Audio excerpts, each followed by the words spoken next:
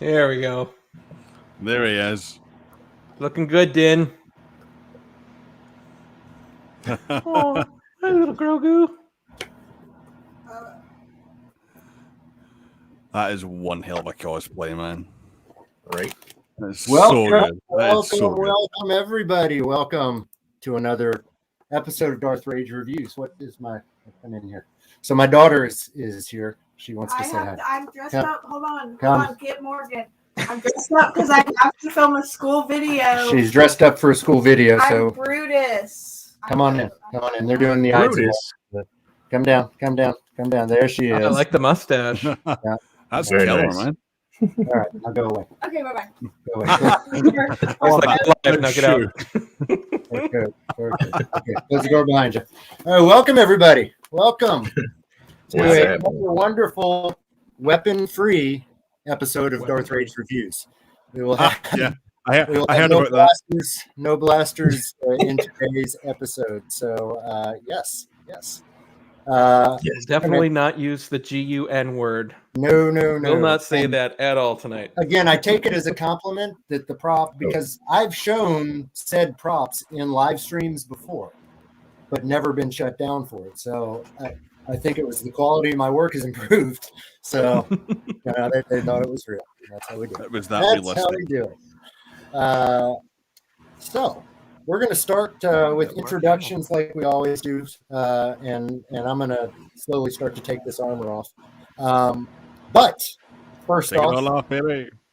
first off, we'll start with me. This is Darth Rage Reviews, and I'm Darth Rage. My name is Tim, and I do cosplay, lightsabers, and things like that. And this is an episode that we're going to be talking about all things Mandalorian and Din Djarin. What's Mark Hamill's tauntaun comment up there? It looks like you're calling yourself Mark Hamill. Next up is the guy next to me. Hey, I am Elvis, aka the Blues Bro, on YouTube, Instagram, blah blah blah. Hit those buttons, subscribe, comment, blah blah blah. So now I make stuff with 3D printing, including some stuff that Tim has, and I like lightsabers. That's me. Oops, sorry. Yeah, you do.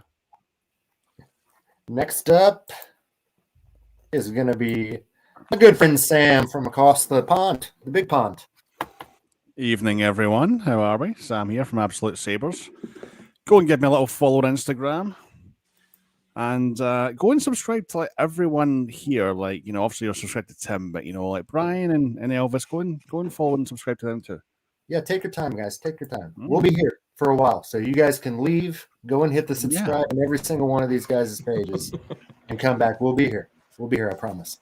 Next up, from Mid-Ohio Jedi Order, it's my good friend Brian.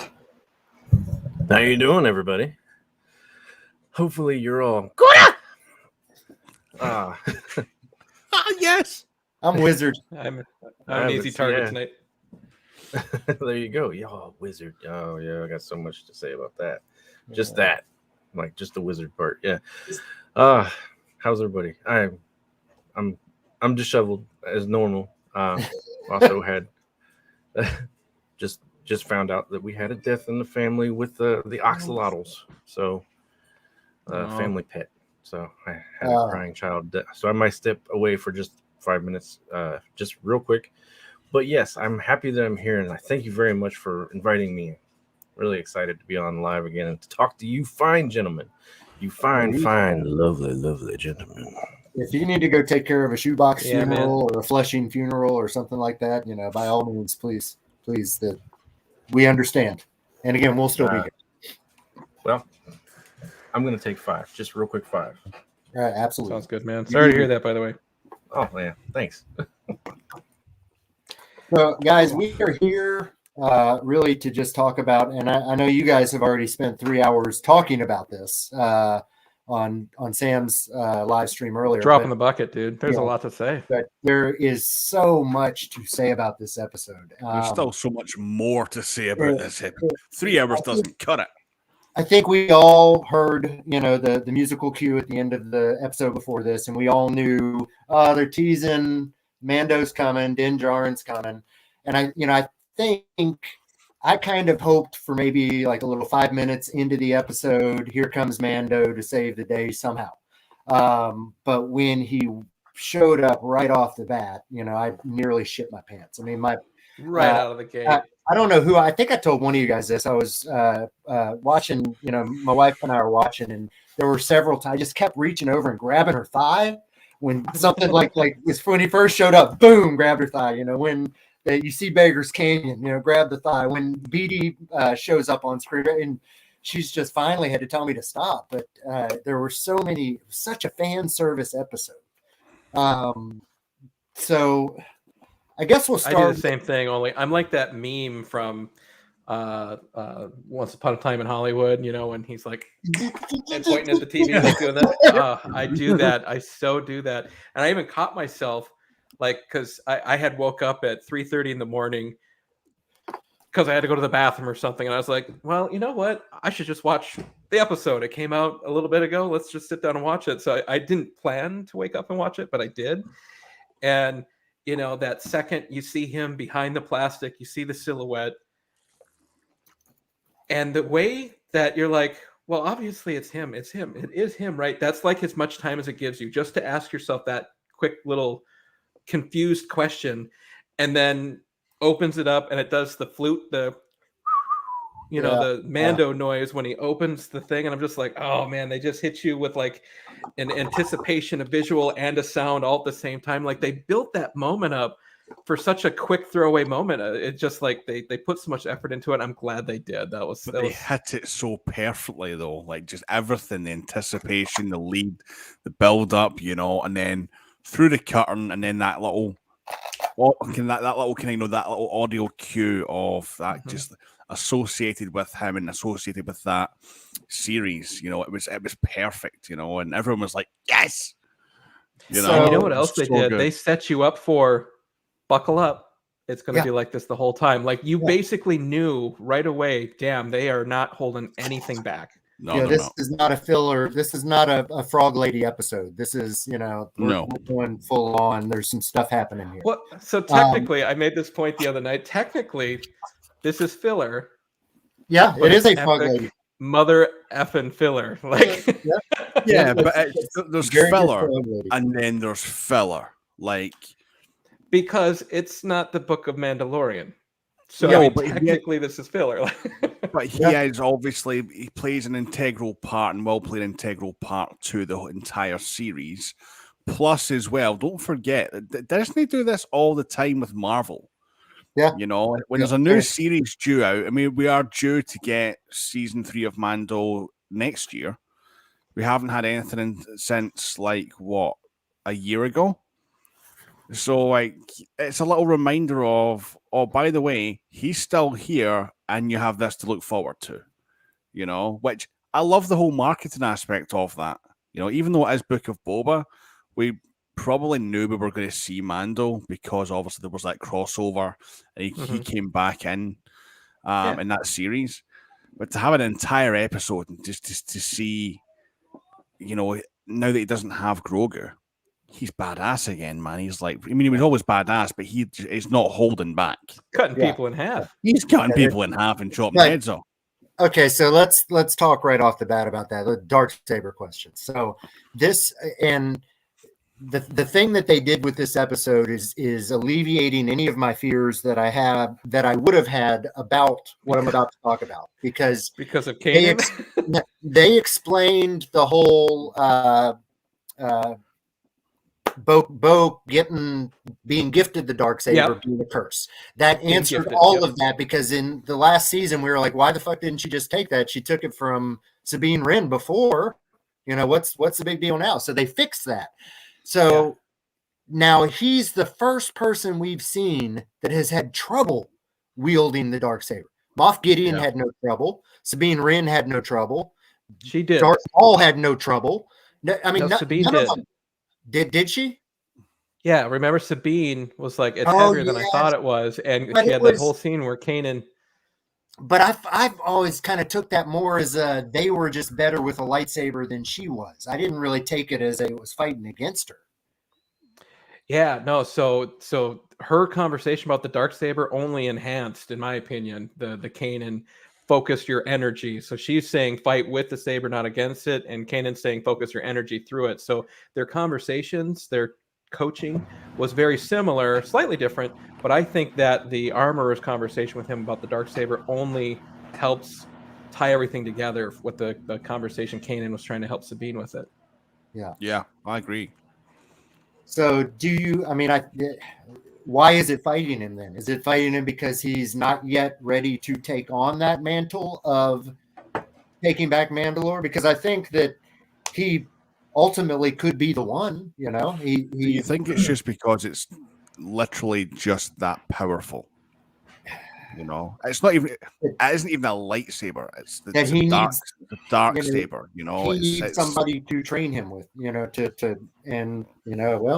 do we know that knows how to use a lightsaber that he's going to the way that it came across to me was it was almost like the dark saber as its own living entity. Yeah, like don't fight it. In it or work something. with it. Don't fight it. That's how I kind of interpreted what that conversation entailed. Well, and it didn't look like Vizsla made it any easier. He was struggling just as mightily with it. It didn't, really want to be in his hands. Big dude. Yeah, yes. Yeah. So maybe it has something to do with its true purpose. Like if it's not swinging towards its purpose, it's just going to become more and more resistant. Yeah, it doesn't want to cut tauntauns in half. Yeah, somebody said, I don't know for the fact that's it, but somebody said that was tauntaun meat hanging in that meat locker, which would be really awesome. that would be a deep cut right there. Yeah. Right? So good if it was. That's awesome. So I was actually watching a video today on another YouTube channel.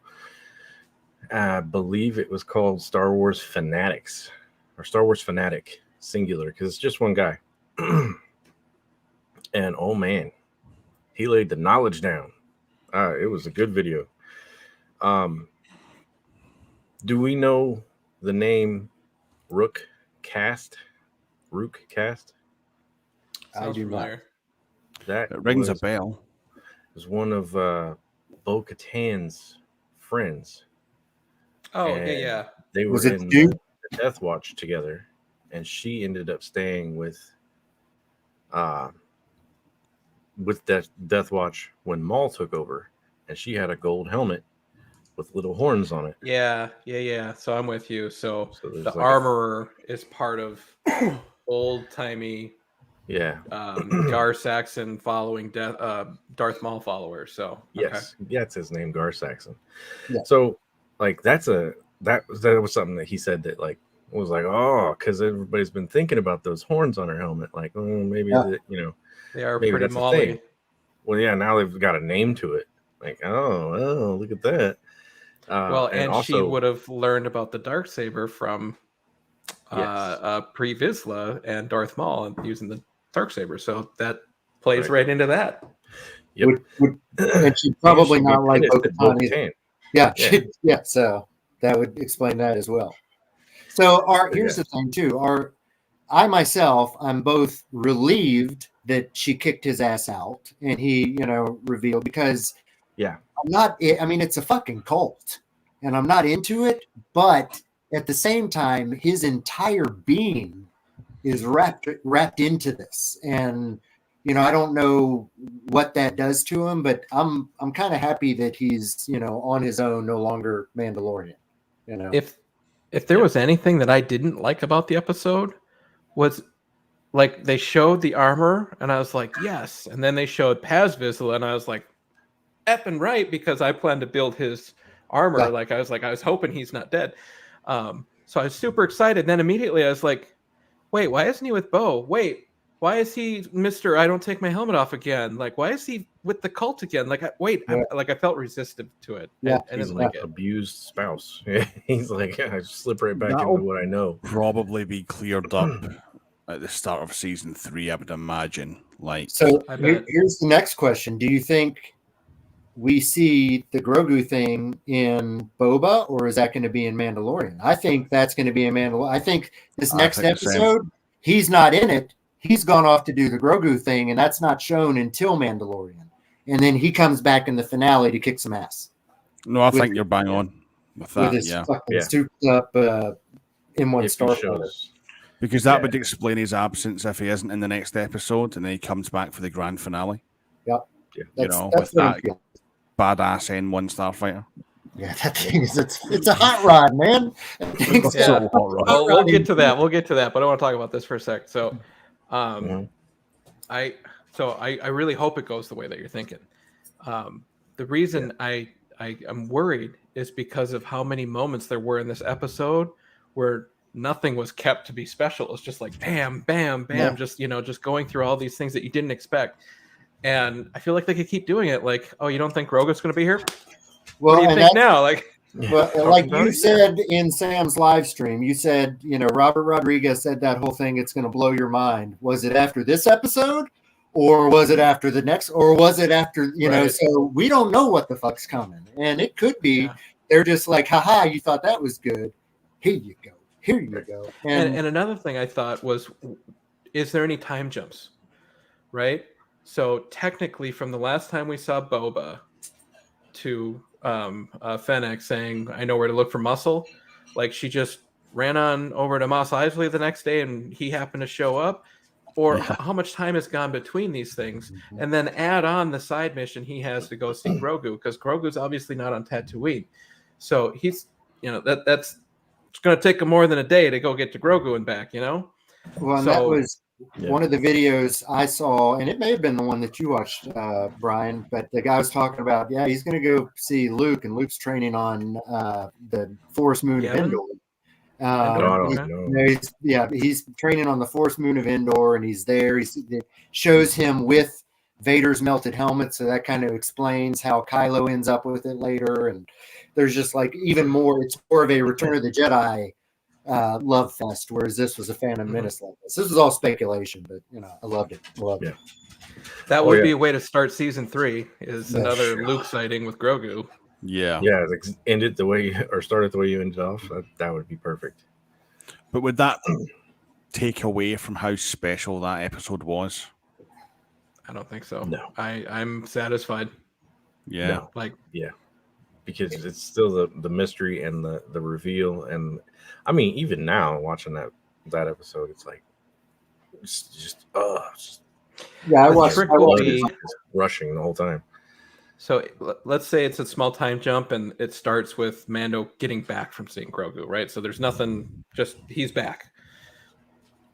What does he say that doesn't ruin season 3 of Mando? Be like, I went to see the kid and I left him. I thought, Jedi's got to train him. Well, we know Grogu's not. Because they're both kind of Fennec and Boba are both invested in the child. So it's not like they wouldn't want to, at least hey, how is he? Like, how is he? Yeah. Yeah. I mean, it's that'll be tricky. What do they say if they skip over it? But I feel like, man, I just feel like if they're taking it, it's not Book of Boba Fett, and then it's the Mandalorian, which again I'm cool with, but and how sad is that our most favorite episode so far of Book of Boba Fett didn't really feature Boba Fett, right? I'm okay with it. Now, see, that video that I watched also had a very, very, very in-depth theory on that as well, and it digs into the legends and the comics, and so okay. So I know where you're going with this. You know where I'm going. Mm-hmm. So the mythosaur, forever was always like Boba Fett's symbol, like that was his symbol, and then it was like it's kind of a Mandalorian symbol. And we see it, in the coven under. Why the hell these dogs are running? Stupid. But you see it as the symbol for, the Mandalorians who are hiding, pretty much, armor and all that. When the armorer is talking and says, "Legends speak of a mighty mythosaur rising up," and okay, so that in one way she says the word legends, which he points out, and mythosaur, which legends and Boba Fett, is what he's putting together. And this is the guy like pointing at things on the wall with like all the strings and whatever. But when they fall into place, it's just like, oh my god, if this is the way, if this is the way it falls into place, that would just blow my mind. But so in the comics, I think in the comics or in something in Legends, Boba Fett actually ends up being the ruler of Mandalore and gets the Darksaber, and it rides whatever mythosaur or I don't know, something. So this guy thinks that was like that was your Easter egg of things to come. Like that was, hey, we're telling you what's going to happen without really telling you what's going to happen using little keywords. Deep foreshadowing. Blew my mind. Yeah, because I'm like, oh my god, like how crazy would that be? And how would that go down? Like, what would happen? I mean, obviously, then Boba would have to, battle, and he'd have to lose, and he'd get the Darksaber and move on. And it was like it would be Boba Fett is now the new leader, and he's bringing in the new era, and everybody's taking their helmet off, and everyone's having back to breaks and back to breaks. Yeah. Everyone gets a new. I've been doing the Tuscan dances. Yeah. I don't know though. Like I think Bo-Katan's gonna have a much bigger role to play in season 3. Like she was pissed when he marched into that flight deck with Moff Gideon. She was so annoyed. I think we're going to see a huge fight between those two, and you could potentially see a massive split where you've got obviously Mando's back to help Boba, so it could be a case of Mando and Boba are on one side, and you've got Bo-Katan and whoever else on another side. There's so many different directions this could take. Because I mean, Katie Sackhoff has confirmed that she's in a massive part of season 3. So has she been confirmed for Ahsoka as well or not?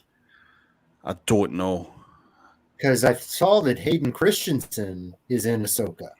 Apparently he's been pulled. How did that happen? And I just managed to. I think I only read about it like a week ago, which is fucking woo. That Ahsoka show is hiring so many cast members just now. Like every week, it seems like there's someone else who's been hired. They just hired Samuel Jackson and. Yeah, I mean, Jesse. Show me some Clone Wars. Show me some live action Clone Wars. I think we're going to get that. I really do. I think between Obi-Wan and Ahsoka, I think we will.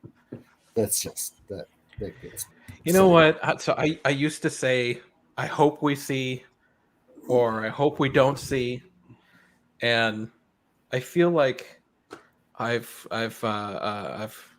converted to this Filoni religion, and I'm just going to let Filoni take the wheel, and I'll lay back and I'll just watch and I'll enjoy. Like I don't even want to put any expectations on anything anymore. He knows what I want to see before I know what I want to see, so I'm just gonna exactly. Speaking of what I wanted to see, the fucking Mandalorian purge, like just again that was 10 seconds, 30 seconds maybe of it, but something that we've all imagined, but now we've seen kind of this is what the Empire does when they're just really pissed and they're gonna fucking they're gonna fuck you. That was pretty cool.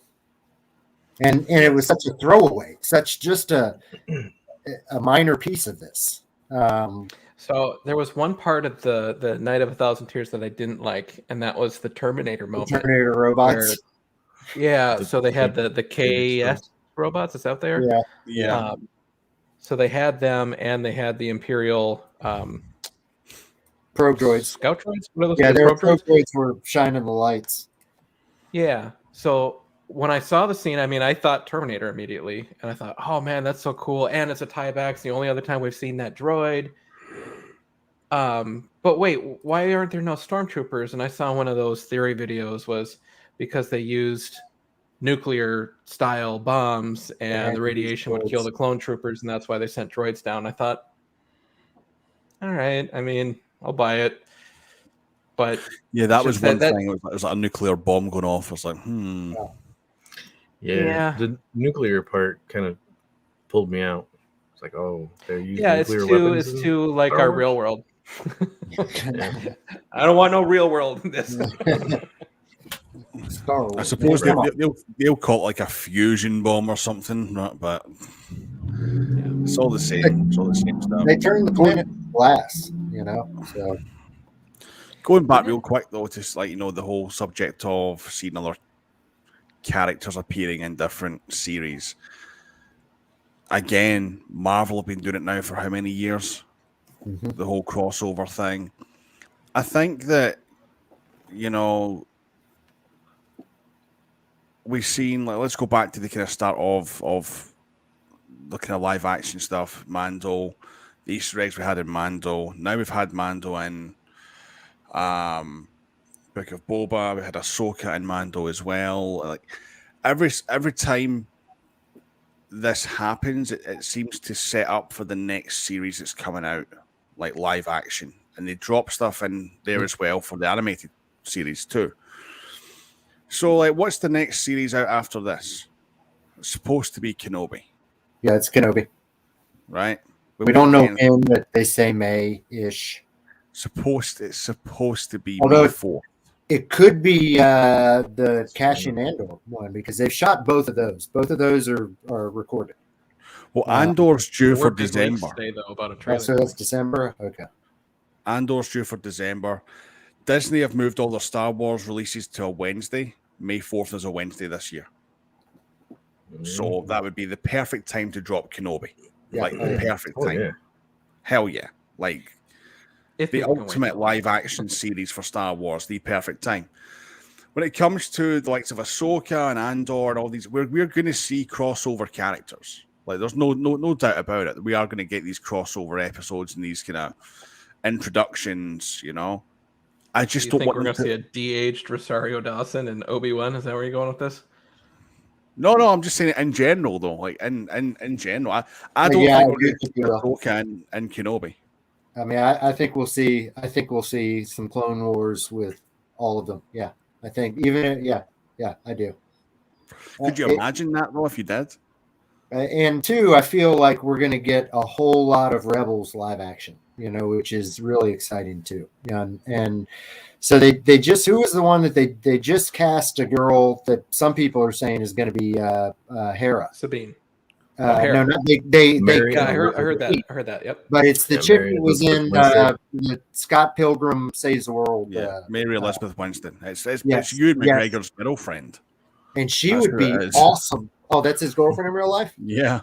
Oh, nice. They just Yeah, had a but she would baby. be- Yeah. she would be an awesome Hera. But I Yeah. totally see them bringing, when Ahsoka grabbed the magistrate, and said, "Where's your boss? Where's Grand Admiral Thrawn?" Which I think all of us were like, "Whoa, what?" When Yeah. that happened, it just kind of made me realize, yeah, this is Rebels. We're gonna finally find out what happened with, because that we kind of all forget that was a fucking cliffhanger. Yeah. Ezra's just bye-bye. We don't know where the fuck he went, and so I think I this know what is world he's in. It's just I Yeah. don't know what worlds they're between. yeah. But this is, Dave Filoni's long play. He's had, this is like a 20-year fucking play for him. Now he's got a live action version to answer the cartoon cliffhanger. That's pretty cool. Like going back to what Elvis said about that, is it Once Upon a Time in Hollywood moment? Like, whoa. Hmm. How many of those have we had in the last 18 months?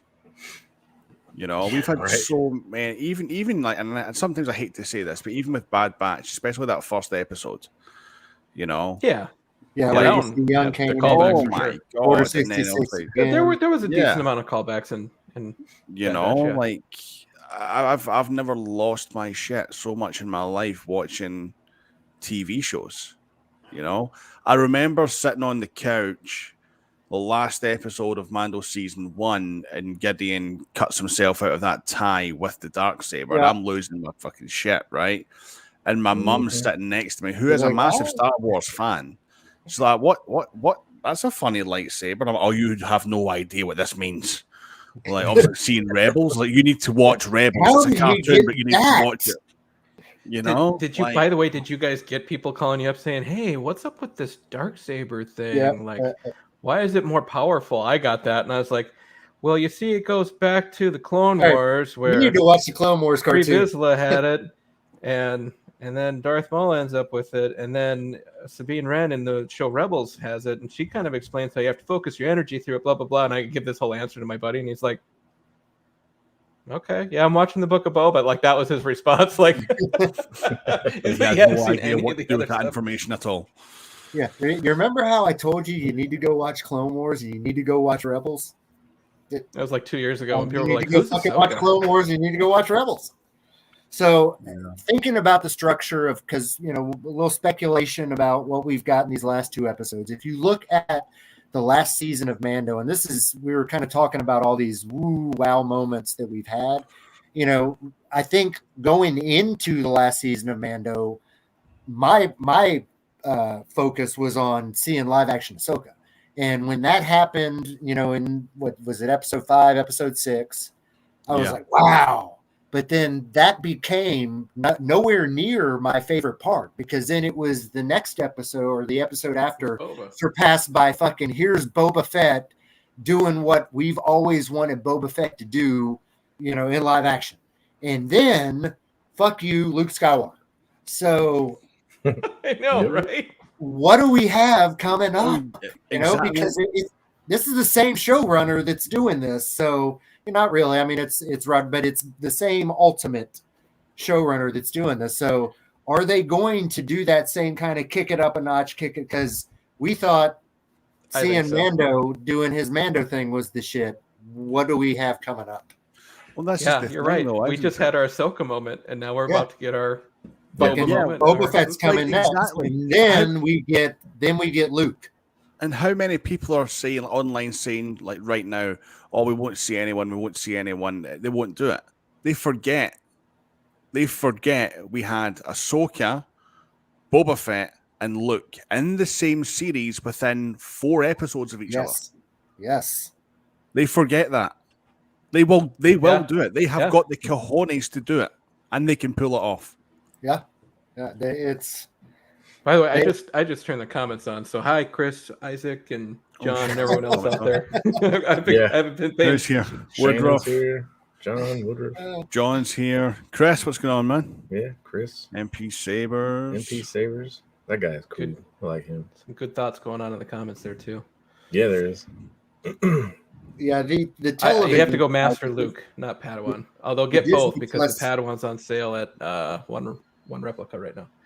The Disney Plus Star Wars offerings have definitely.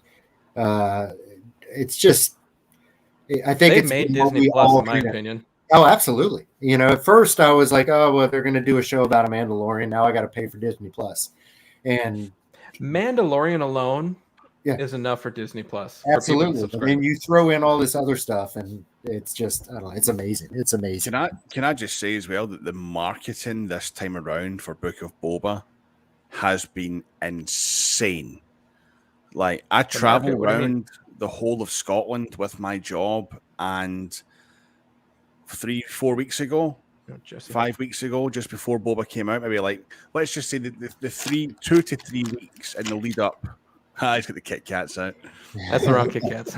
In the 2 to 3 weeks on the lead up to Boba coming out, every billboard, every phone booth, and I'm talking here in Scotland, Book of Boba. That's funny. I didn't see any here. Yeah, I see it. I don't get around much. All over my social medias. On the sides of buses, on the fucking subway, everywhere. Book of Boba Disney Plus. They have been going so hard on the marketing. And I've never seen that. I've never seen that for Mandalorian. What's up, Jesse? Well, I think they know what they got now with how well reviewed the Mandalorian was. Yeah.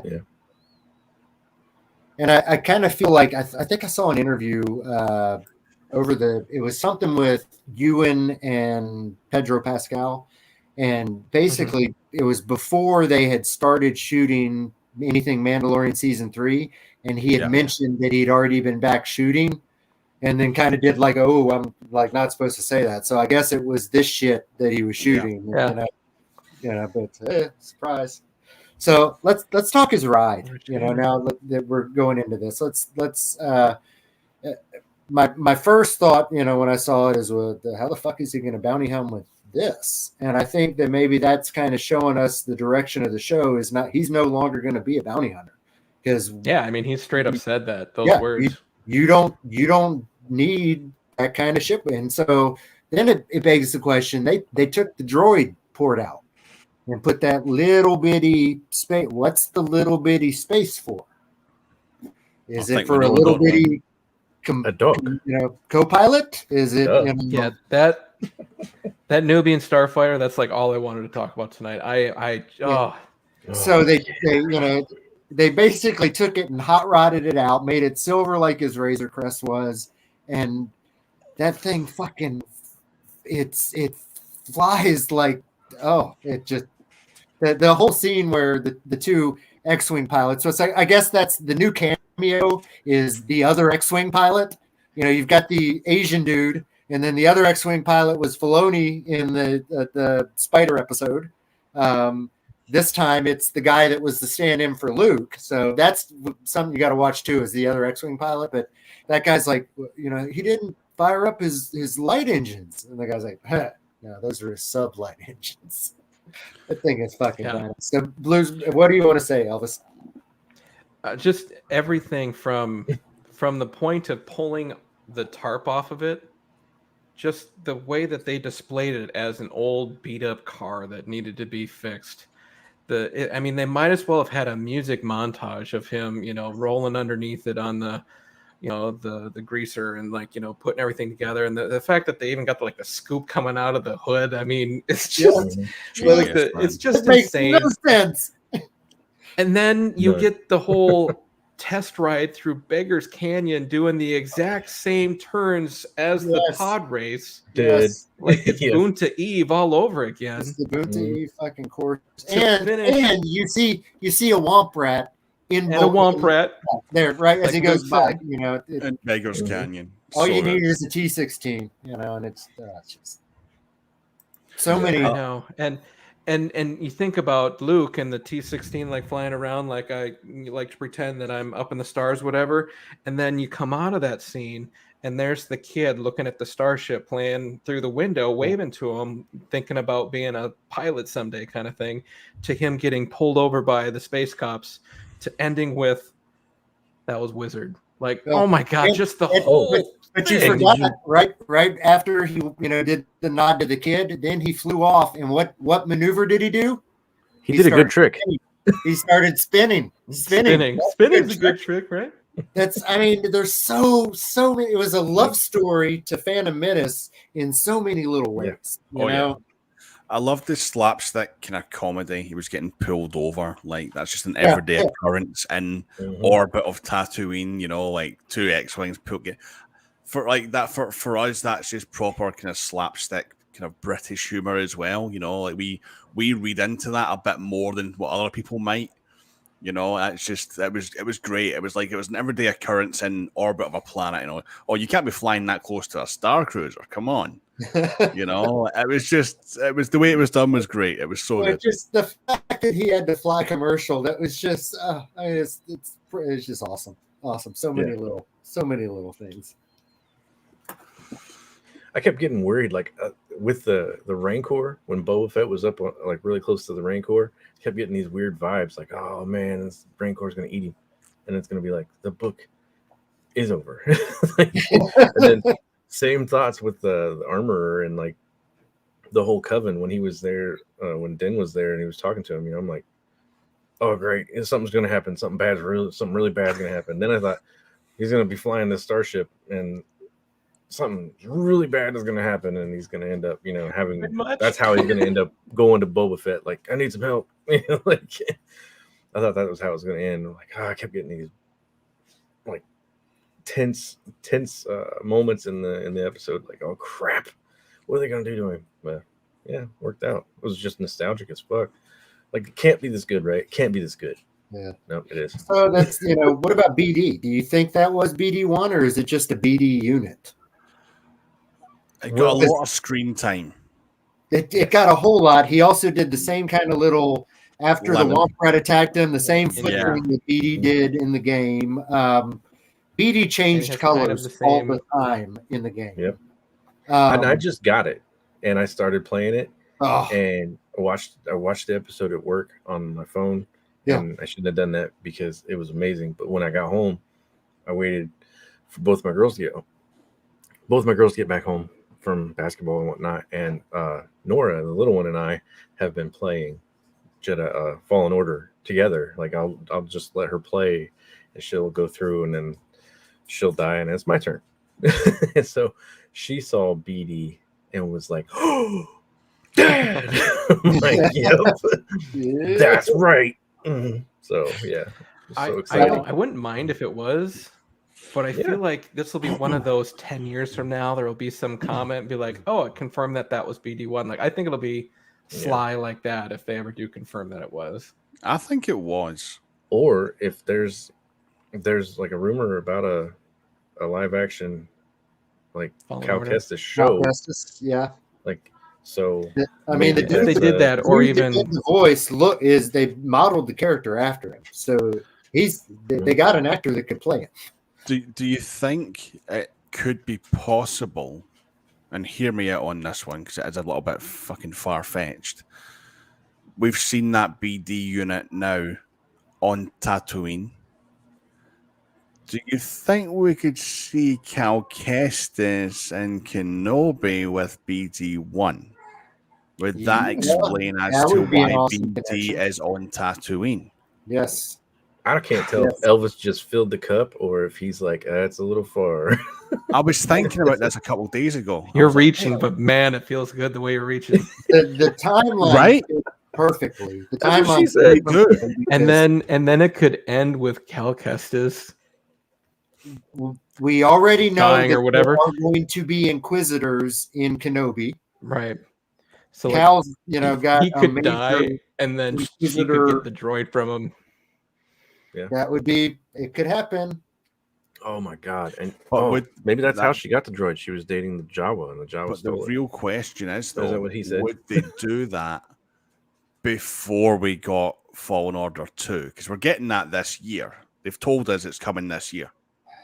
Yeah. Well, what if it's near the end of Obi-Wan? Well, no, that Unless the only way they could do it is if we got Fallen Order, say, I don't know, July, 4 episodes before they explain it. and then they push Kenobi to like September or something, which I don't want to happen. But if it's for that, hell yeah, I'm down for that.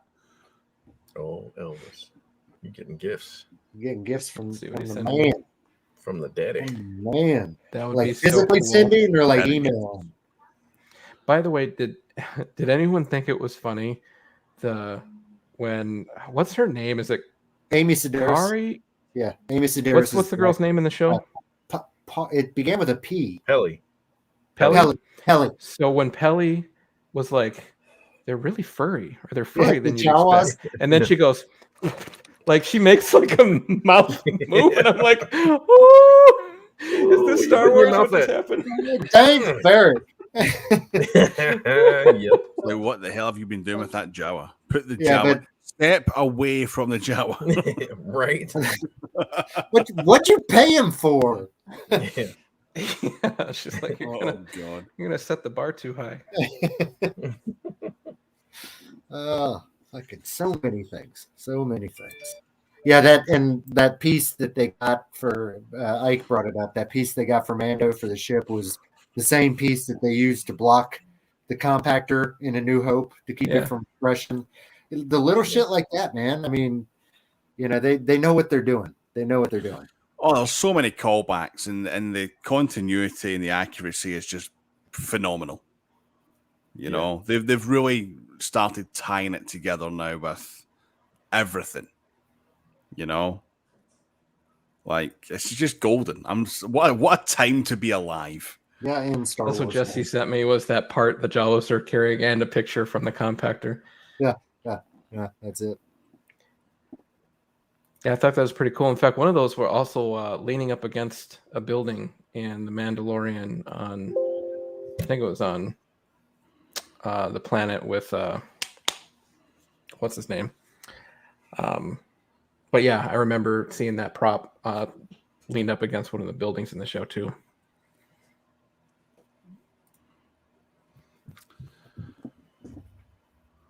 Yeah, that's what we're talking about, the trash compactor. Yeah. Yeah. Yeah, everything about that scene was just so amazing. I loved every second of it.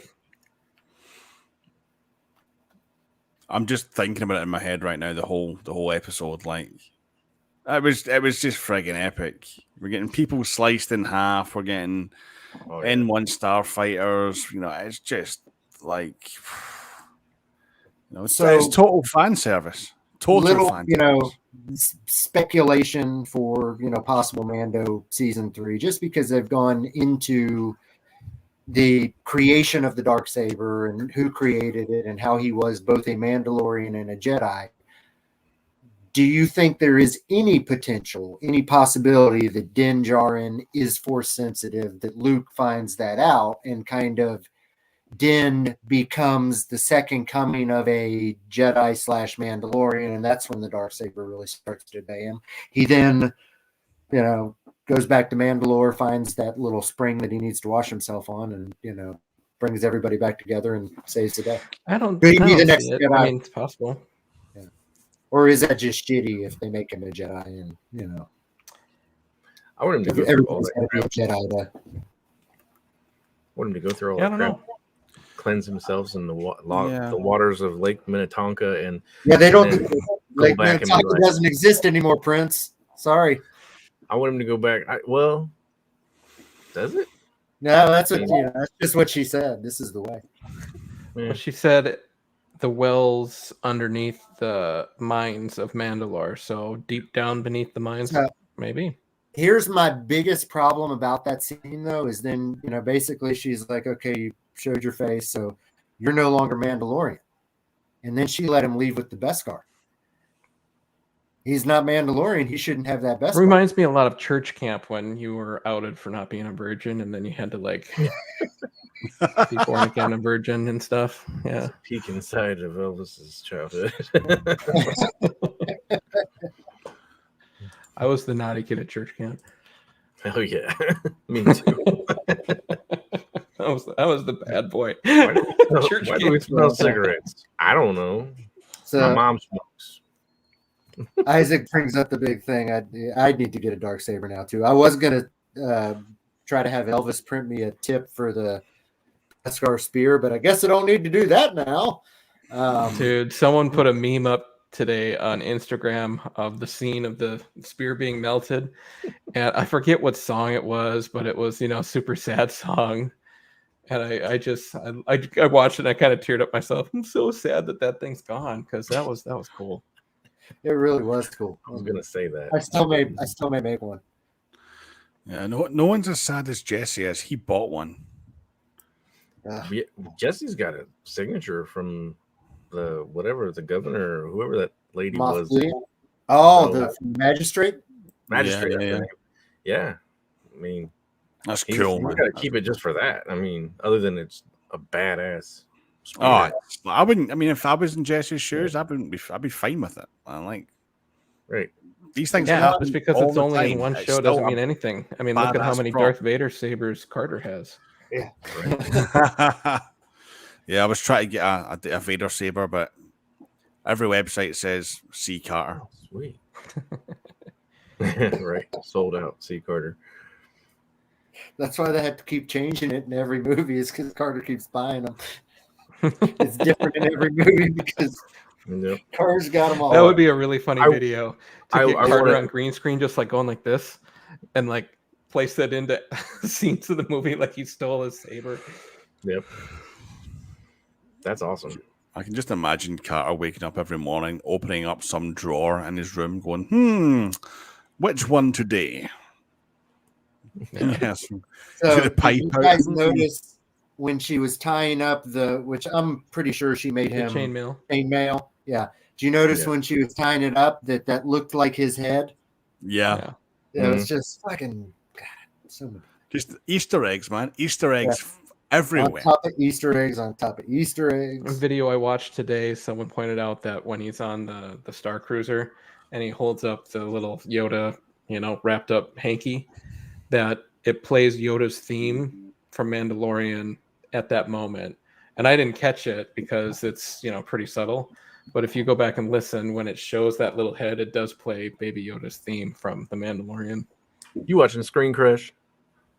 I think that was from Screen Crush, yeah. I love that one. He's always like throwing that obscure reference, like this person in the background here. If you notice, that is your mom. I love that guy. Oh man, what an episode! Yes. Did you guys see the memes today on when Mando sees Grogu for the first time? And he's like all covered in like silver Beskar chains and like rings and like he's all blinged out with Beskar. And I saw another one that had like a whole bunch of ear piercings around his long ear. Yes. Now that was the poster of him with the lightsaber. That was an official Disney release, right? The one with Luke with the yellow crystal. Yeah, showing his yellow crystal, and that was an official Disney. So I think that's good because at first, when she started making something, I was like, "Oh, she's gonna make his lightsaber," and I was like, "Well, no, maybe because that's a little more involved." And she just said, Dude, think about a lightsaber made out of Beskar, though. That's kind of a cool idea. Well, it's the dark saber. I never realized that was Beskar either on the dark saber. But doesn't that kind of go against the whole creed of we don't make weapons with Beskar? Yeah. But then she grabbed another hammer to swing at him. Yeah, I'm sure the hammer was made out of Beskar. It had to be because it was blocking the dark saber. The whole thing with the yellow crystal for Grogu, it's like they're overusing yellow, in my opinion. With the new Rey and the I mean, like the whole thing with Rey, it's like you can kind of see why she's gone yellow, right? But is there any need for Grogu to go yellow? Probably not. Like blue, green. But whatever. you're using legacy themes for yellow, right? So what's Disney canon theme for yellow? What's that mean? Maybe that means balance. Well, potentially, yeah. Yeah. But yellow was supposed to, like legacy yellow, that's like your old guard type temple guard protector, right? Yeah. I mean, the way that I kind of seen the yellow was, and it was a totally weird theory and a totally weird way to see it. But you think about red being a hot color, dark side, blue and green being cool colors, light side, and yellow being in the middle. Like it's warm, but it's not hot and it's not cold. So that reflects balance. You're saying Rey's just okay. She's not hot, but she's not ugly either. So when did we first see a yellow lightsaber? Was it during Rebels when Kanan ran across the guard, or was there something in Clone Wars where we saw a yellow lightsaber? I think the first time I seen them was Rebels. Yeah, I think it was. Yeah. What color was General Krell? Was he green and blue?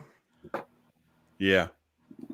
It was Clone Wars. Temple Guards had the staff in Clone Wars. But that season that we saw the Temple Guard was when Ahsoka was on trial, right? I thought. I think we saw. Isn't that season 7? So wouldn't that be technically after Rebels? No, it's after Rebels. Yeah. No, because that was season 7 when she was on trial. No. Yeah, she came. She was already out when she came back in 7. Yeah, and only season 7 was after Rebels. So if it wasn't season 7, then it would have been Clone Wars first. It'd have been Clone Wars because in the episode when Cad Bane breaks into the Jedi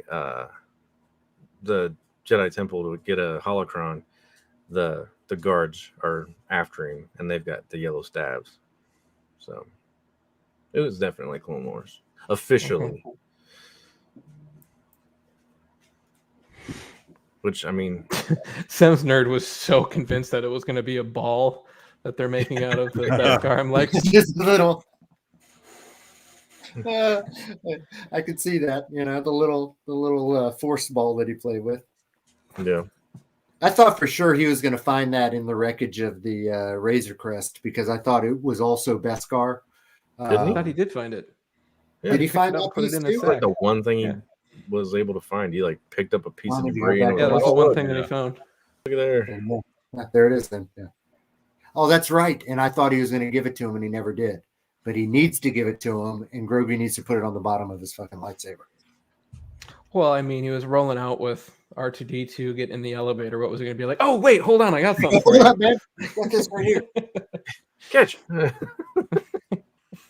He had just taken off his helmet in front of people for the first time in like ever. Oh, shit, I forgot. Yeah. What do you think the end game is with Grogu? Do you think he leaves Luke, decides against it, goes I had a with theory late last night. I hope, because if not, he's dead. what was it? Who said they wanted to see Grogu getting slashed down by Kylo? Who was that? Was that Simon? I think it was. It was, I wasn't think it? it's kind of it was. implied, Well, he said, well, what if we see that the chainmail saves him or something like that? Or maybe we were trying to say the comment about the chainmail saves him from Kylo. And then Simon jumped in. No, I want to see him slash him in half or something, Yeah. something like that. I forget. Well, I what had the it- fuck, man? I woke up in the middle of the night last night and I had this theory that what if Yoda's species halts aging if they're not training in the Force, like if they're not trying to use like maybe Force use is what ages them. So what if Grogu is actually like an adolescent?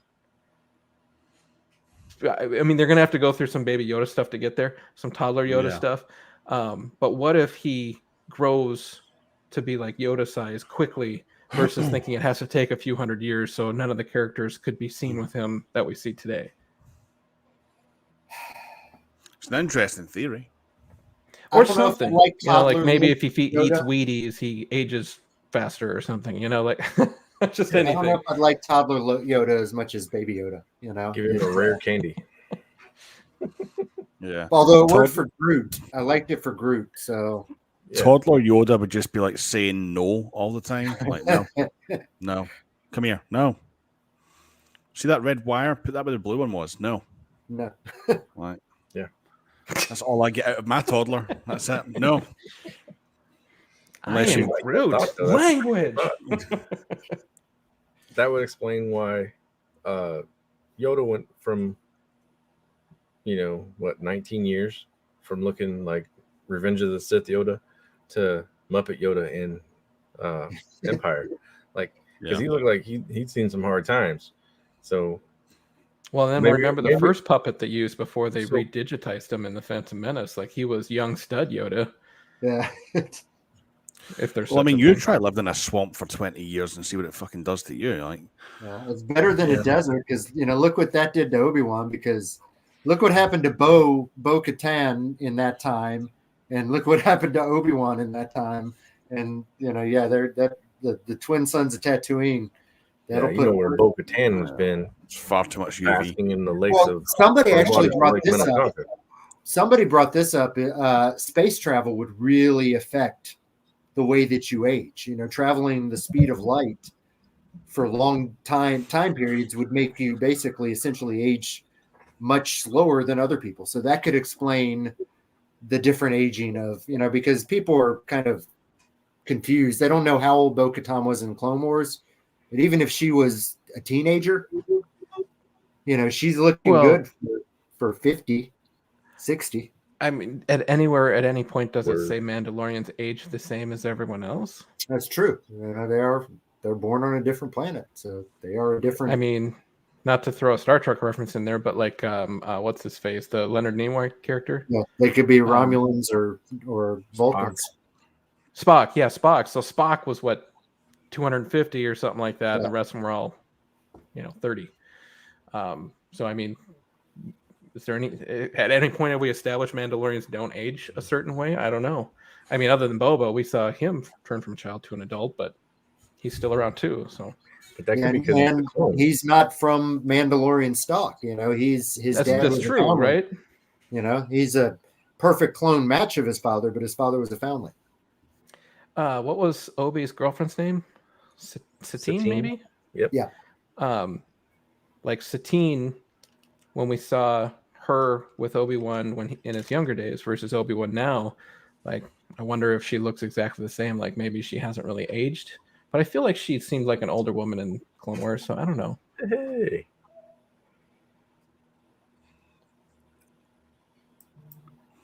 Oh, there's Jim. Yeah, so I had this thought, like, what if Yoda or baby Yoda, Grogu, have different ways of aging, and then again, what if Mandalorians have a different way of aging? Which wouldn't be that far-fetched, in my opinion. That would definitely explain a lot. Yeah. Because I feel like they messed up when they said he was 50 years old, and I'm like, wait a minute. Yoda was 800, right? Or was he 800?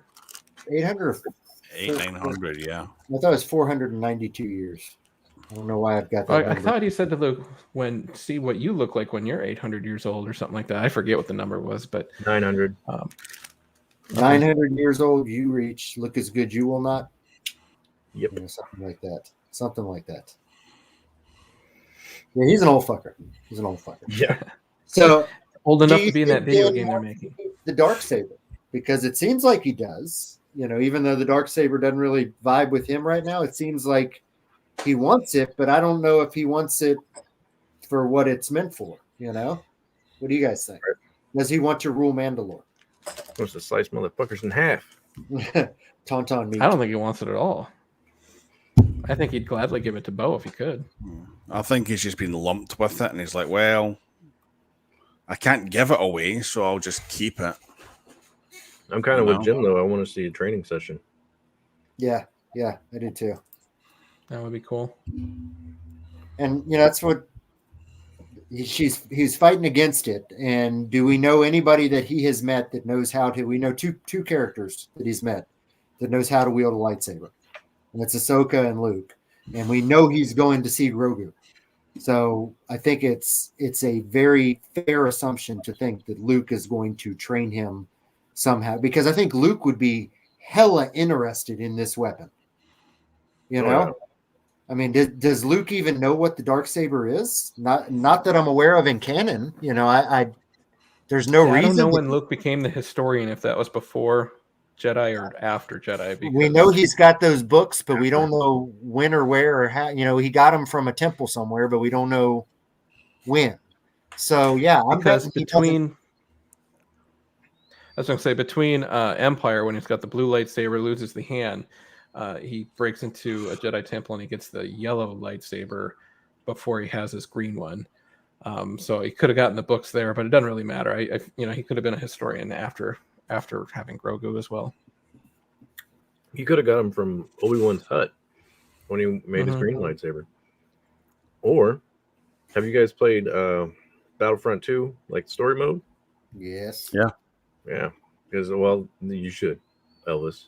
And you should, Sam, if you said no. I've played it. It's Okay.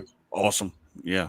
Oh, yeah. There's a whole like section of Luke Skywalker where he's going into one of the Emperor's, like storage facilities, like. So I mean, he's searching in between Jedi and whatever. And there's a few things that we see that he takes from that facility in the game, and we see them in The Last Jedi as well. Like the compass thing and the crystal. Yep. We see them. Yeah. He obtained that in the game. Yep. So speaking of games, did you guys see the release of that 1313 footage they had, the Boba Fett game, and how some of these things basically tied in directly to shit that has been in the Boba Fett series? Yeah, he's running through the meat locker. That was cool. Yeah, a fucking meat locker exactly the same thing. And then the whole rooftop chase scene that they used with Fennec and them. But there was a neat video of the guy that basically did that design, was just really psyched to see what he had done kind of make it, somewhere else now. And he's the one that referred to it as tauntaun meat. Said it was tauntaun meat in a freezer that he had done. So that's cool too, that they're basically picking off really cool pieces of media, Star Wars media that hasn't even been used yet. That's how fucking deep cut these guys are. That's just. There's been footage of that game circulating for years now, and to this day, I don't know why they cancelled it. It looked awesome. It looked so good. We were totally robbed of that. But now I think Chris just put up a list of games that IGN just reported on. Let's see if I can pull it up. Because no doubt all of this will tie into... Where is it? While you're pulling that up, going back to what John asked about, do you think it'll be an actor at DH Luke? Being that they hired the deepfake experts, I'm thinking it has to be a DH Luke, although I would rather have an actor. Right. I think Sebastian. I'd rather just accept someone else's face that's Luke versus the de-aging. I think it'll get better and better and better each time. I'm sure it will. I'm sure it will. And when I look back at that episode, there is a little bit of a ooh with the Mark Hamill face on there, but I'm all right with it. I think the fact that we saw the actor who did that playing the de-aged Alec Guinness versus having Ewan McGregor. Well, that's a unique thing. Have you ever seen the shot where they split the face in two and put Ewan on one side and Alec Guinness on the other? And I mean, it's almost a perfect match. Almost like the same person. I've seen that before as well. Yeah. They both and I dare say, but they also did that with Patrick Stewart and the younger one of them. If you had to get rid of one of them, I would dump Alec Guinness. I'm sorry. Well, but Ewan McGregor is a better fucking Obi-Wan, even though Alec Guinness was Obi-Wan. So that one's a unique situation. I just don't know that I would hot take accept. And two, it's different in that he was playing a younger version. This would be somebody playing the same Luke that we know, he'd be playing a younger version of Creepy Uncle. Yeah, a little bit younger. So a lot younger, but a little older than the one we know. So it was just, I don't know. I think the fact that actor was the X-Wing pilot shows that he's still on the payroll and that, he's probably going to be doing. So they didn't just hire him for that X-Wing role. He's already shot some Luke shit. That's my guess. Most likely, yeah. Most likely. And do you think that was a little nod? Because everyone knows who he is now, knows who the actor is. Foreshadowing. Do you think that's a little nod to, by the way, this guy's still on the payroll. Expect to see more Luke. And I didn't see any. I didn't see any Easter egg videos or anything. I always Google every name when they show cast because they only show 6 names. Yeah. So I always Google everyone, just be like, who is that? So when I Googled him, I was like, oh shit, that's the guy that stood in for Luke. I immediatry thought that's a bigger moment than we give it credit for. So it's not a cameo. This? How about he goes to Grogu, we see Luke, and we're all shitting our pants because this is the Luke moment. And then we get a Han moment as well, where Han and Chewie show up with the fucking Falcon. Because I've heard that Harrison Ford has been paid to, he's already done it. So is that going to happen? I mean, Elvis is crying. Is that going to happen? Are we going to get fucking Chewie, Falcon? They're on the force base of Endor, and. So I'm just thinking out loud real quick. How many people have said that they were robbed of having that moment of them together again? Yeah. Enough where it pulls at Filoni's heartstrings, and he's like, and he fixes I'll make it right. Yeah. Hold my. He wouldn't have Leia. Hold my beer. I was kind of thinking that you would see the Falcon in the last few seconds, and then they all pile out, and you see Han getting oh shit, you didn't tell me Boba Fett was here, and getting all defensive, and Luke being no, it's cool. We're all good now.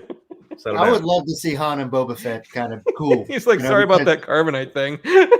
yeah, Yeah, no, sorry, I Sorry put you in the Sarlacc. we're even. And that We're- would be that'd you know. be the conversation. Yeah, be like, sorry about the Sarlacc.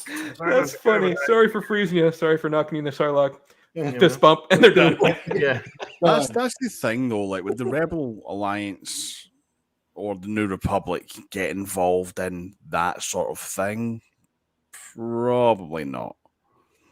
Like I they don't know, they're they wouldn't get controlling. involved in like it's essentially a friggin' turf war. They wouldn't get involved in that. Surely not. It would be cool as hell to see that. You would. I mean, if they're forming in some type of alliance and saying, okay, well, we're not really in control. I mean, because they're patrolling the orbit. So I mean, they're there. Yeah, are they not interested in the whole crime lord thing that's going on the planet? Because the fucking Pike crime syndicate is taking over tattooing, but they don't care about that.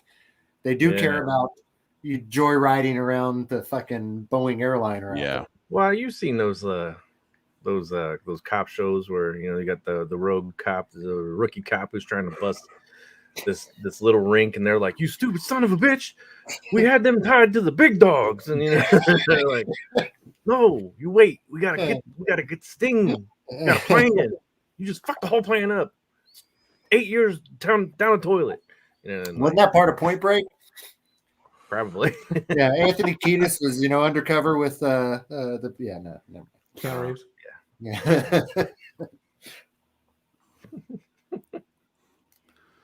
Talking about It's like there's always that one cop, isn't there? Like, well, I can't get you on this, but I'll get you on something.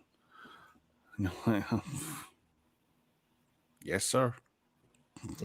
Going back to what John said about Harrison Ford and That'd be awesome. truck money, I feel like Harrison Ford just said recently that he would go back to it or something like. Yeah, He's and done he something. was done with it in '83, but then he came back for the Force Awakens. Then he was done with it after that, and then he came back for the last movie. Well, and he talked about being so excited to be killed off, and it's like, finally, I'm done for real. But Yeah. I feel like But then he just came recently, back. he's like, yeah, I'd do it again.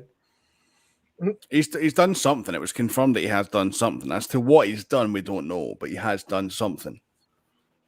And they've got the deepfake guy from YouTube, so they can totally de-age the hell out of him as well. Mm-hmm.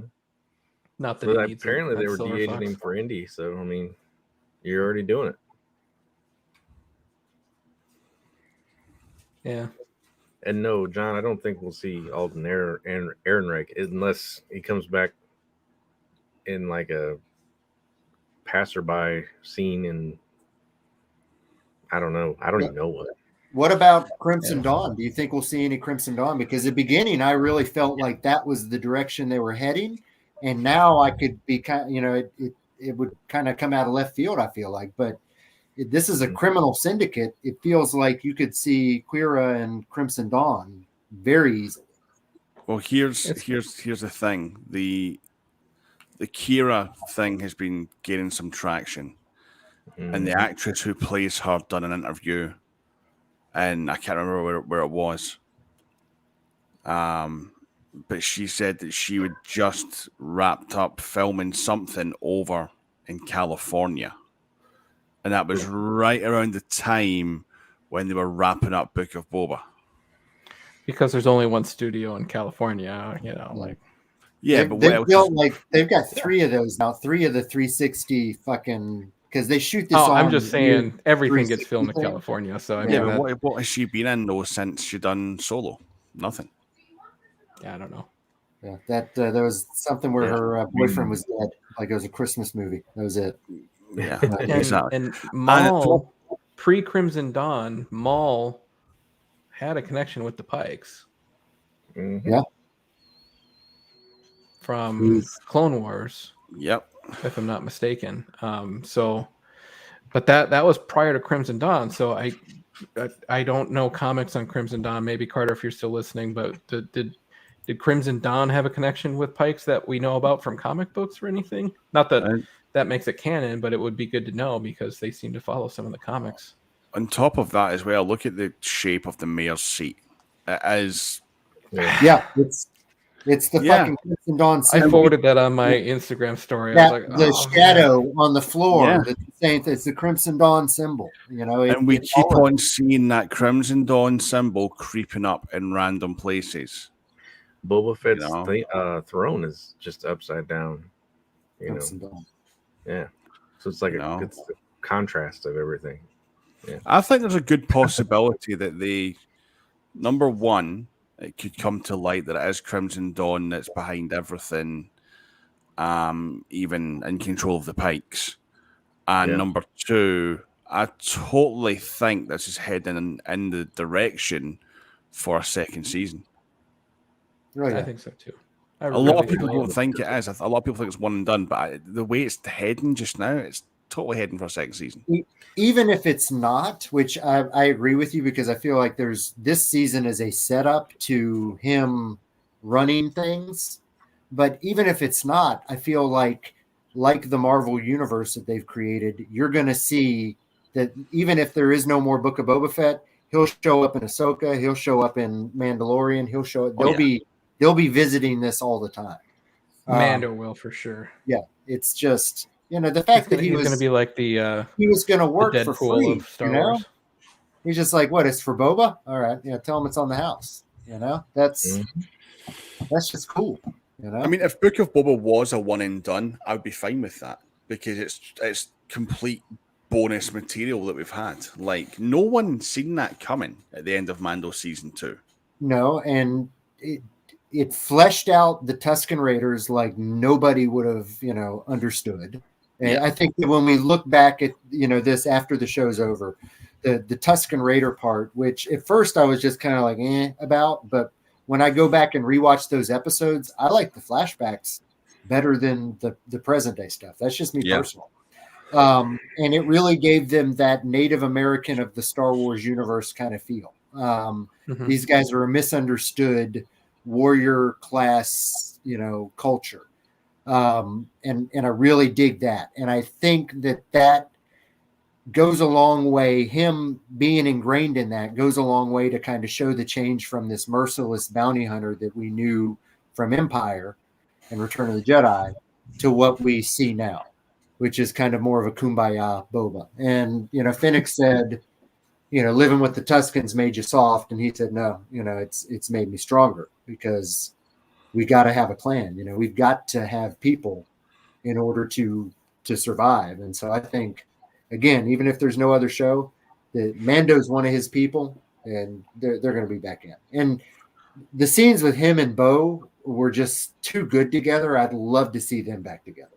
Just, when he was calling her princess and, her just telling him, I've heard your voice 1,000 times, it's just cool. Now, do you think Tamura might play a Captain Rex or somebody like that in one of these live actions? Absolutely. He said it already. He wants to. I think they'd be stupid not to use it for. He's lost significant weight since the filming of Boba. Clearly, when you see him in interviews now, he is a smaller dude. He's a lot leaner, and it makes me think I think there's definitely a season 2 because he's like ready for it. And 2, it could be to be a clone again and be in armor and slim down. But I mean, he looks like he's had to have lost 50 plus pounds. I mean, because there's some scenes in Boba where he's looking a little thick, Straight out the back to tank. Oh, he was pretty jacked. He's pretty jacked in this. Like, I mean, I hope so. I hope we get to see a Rex or that'd be great. Flashbacks, maybe as a Commander Cody or something like that. It would be awesome. And they've got the actor there for it. Use him. Yeah. Use him. Give us the content. Use him. He wants to do it.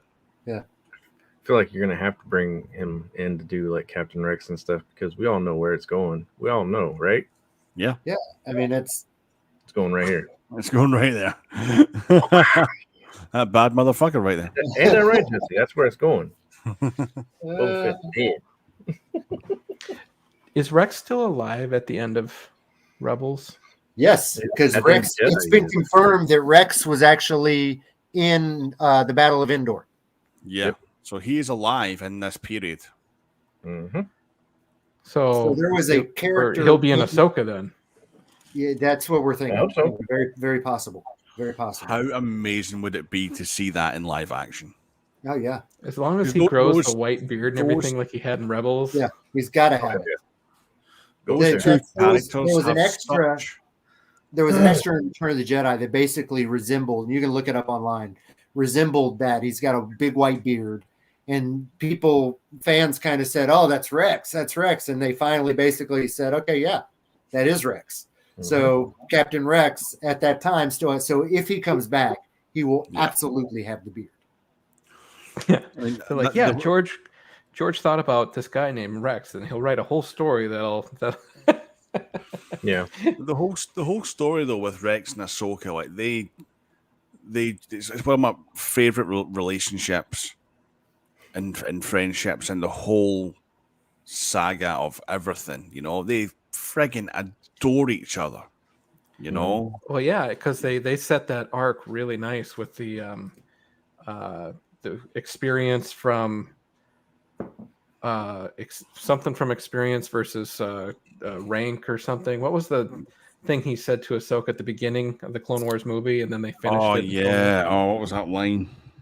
I don't remember that. The Clone Wars movie is like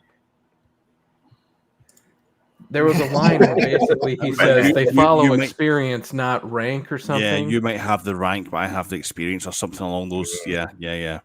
And then they kind of reversed the line the last time they talk to each other when they're going and they see all the Ahsoka troopers ready to go to Mandalore. Yeah. 3:37. That'd be so awesome. Yeah, that whole concept went a long way. I'm so glad that it worked out in the end for the Clone Wars. Because we just went based on that movie. I didn't mind The first time anyone watched that Clone Wars movie, we were like, "What the hell is this?" I went opening night, like a midnight showing, opening night in costume in Columbus, Ohio. Like full out, was on the news, everything. I mean, everything. Yo, what's Tim got, man? Tim's got this second generation clone helmet. Yeah, That's a Yeah, ceramic. I need to helmet. start That's this. actually that's what we're giving away at 500 subs. that's Yeah. nice. Yeah, you've got Yeah, thanks to Rebellion Props. Something I don't actually have yet is a clone helmet, and there's not many companies that do them. Right? Yeah, I had to get mine was from a dude in Australia, Chris, the prop guy. Yeah. And it's this is a resin cast, but I think I had a video on it. I couldn't get it on my head. It was too small because it's a notoriously small hole there. So I cut the face off, trying to do the magnet thing. That didn't work.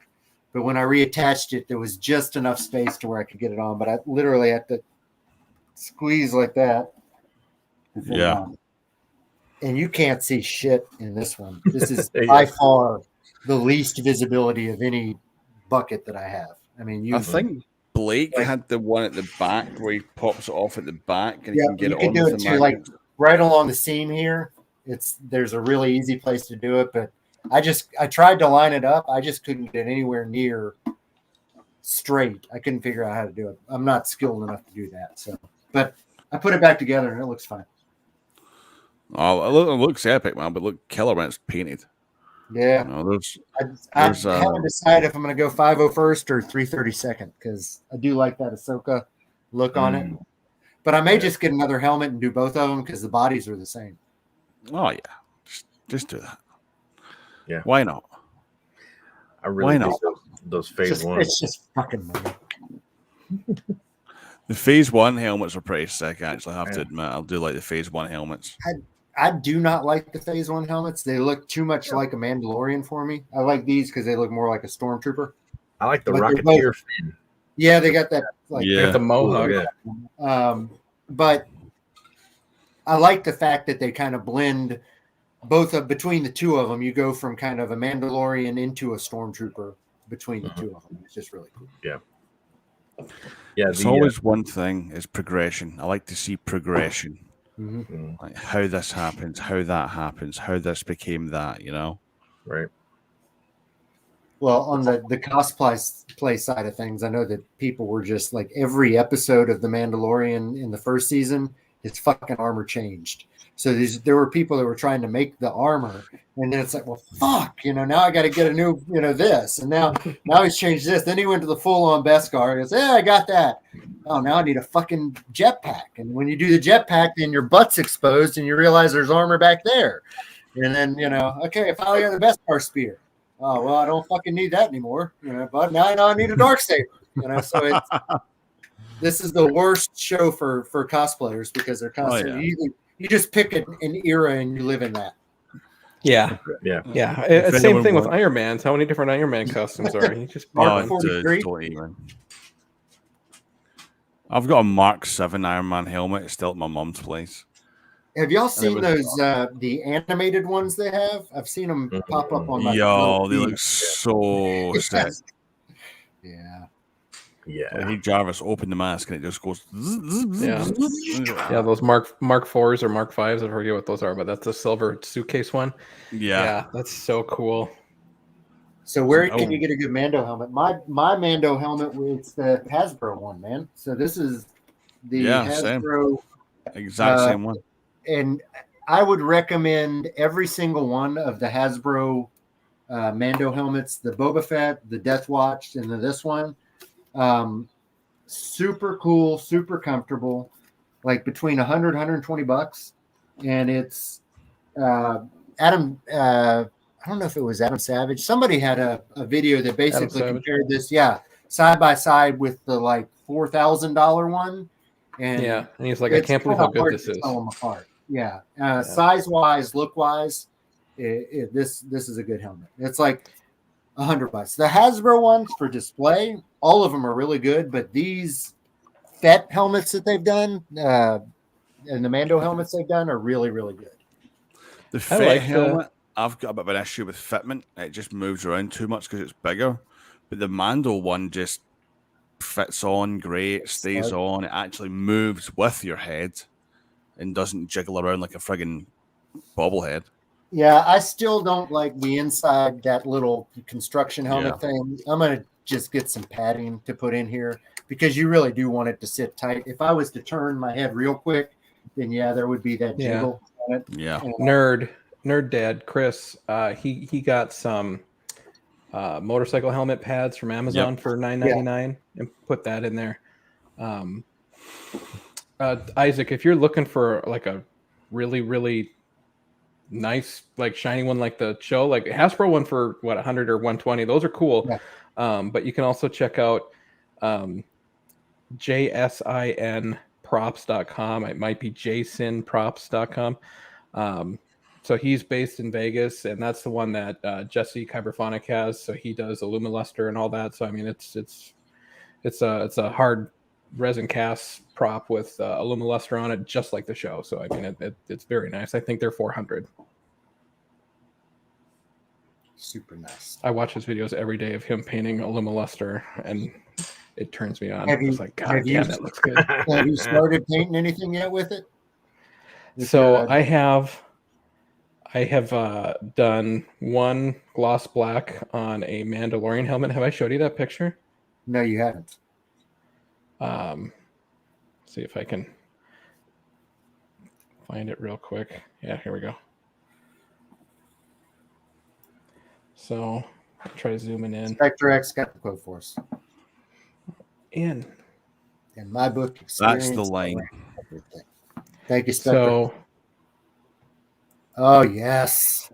Hold on. So this is pre-chrome. This is just black. Let's see if I can.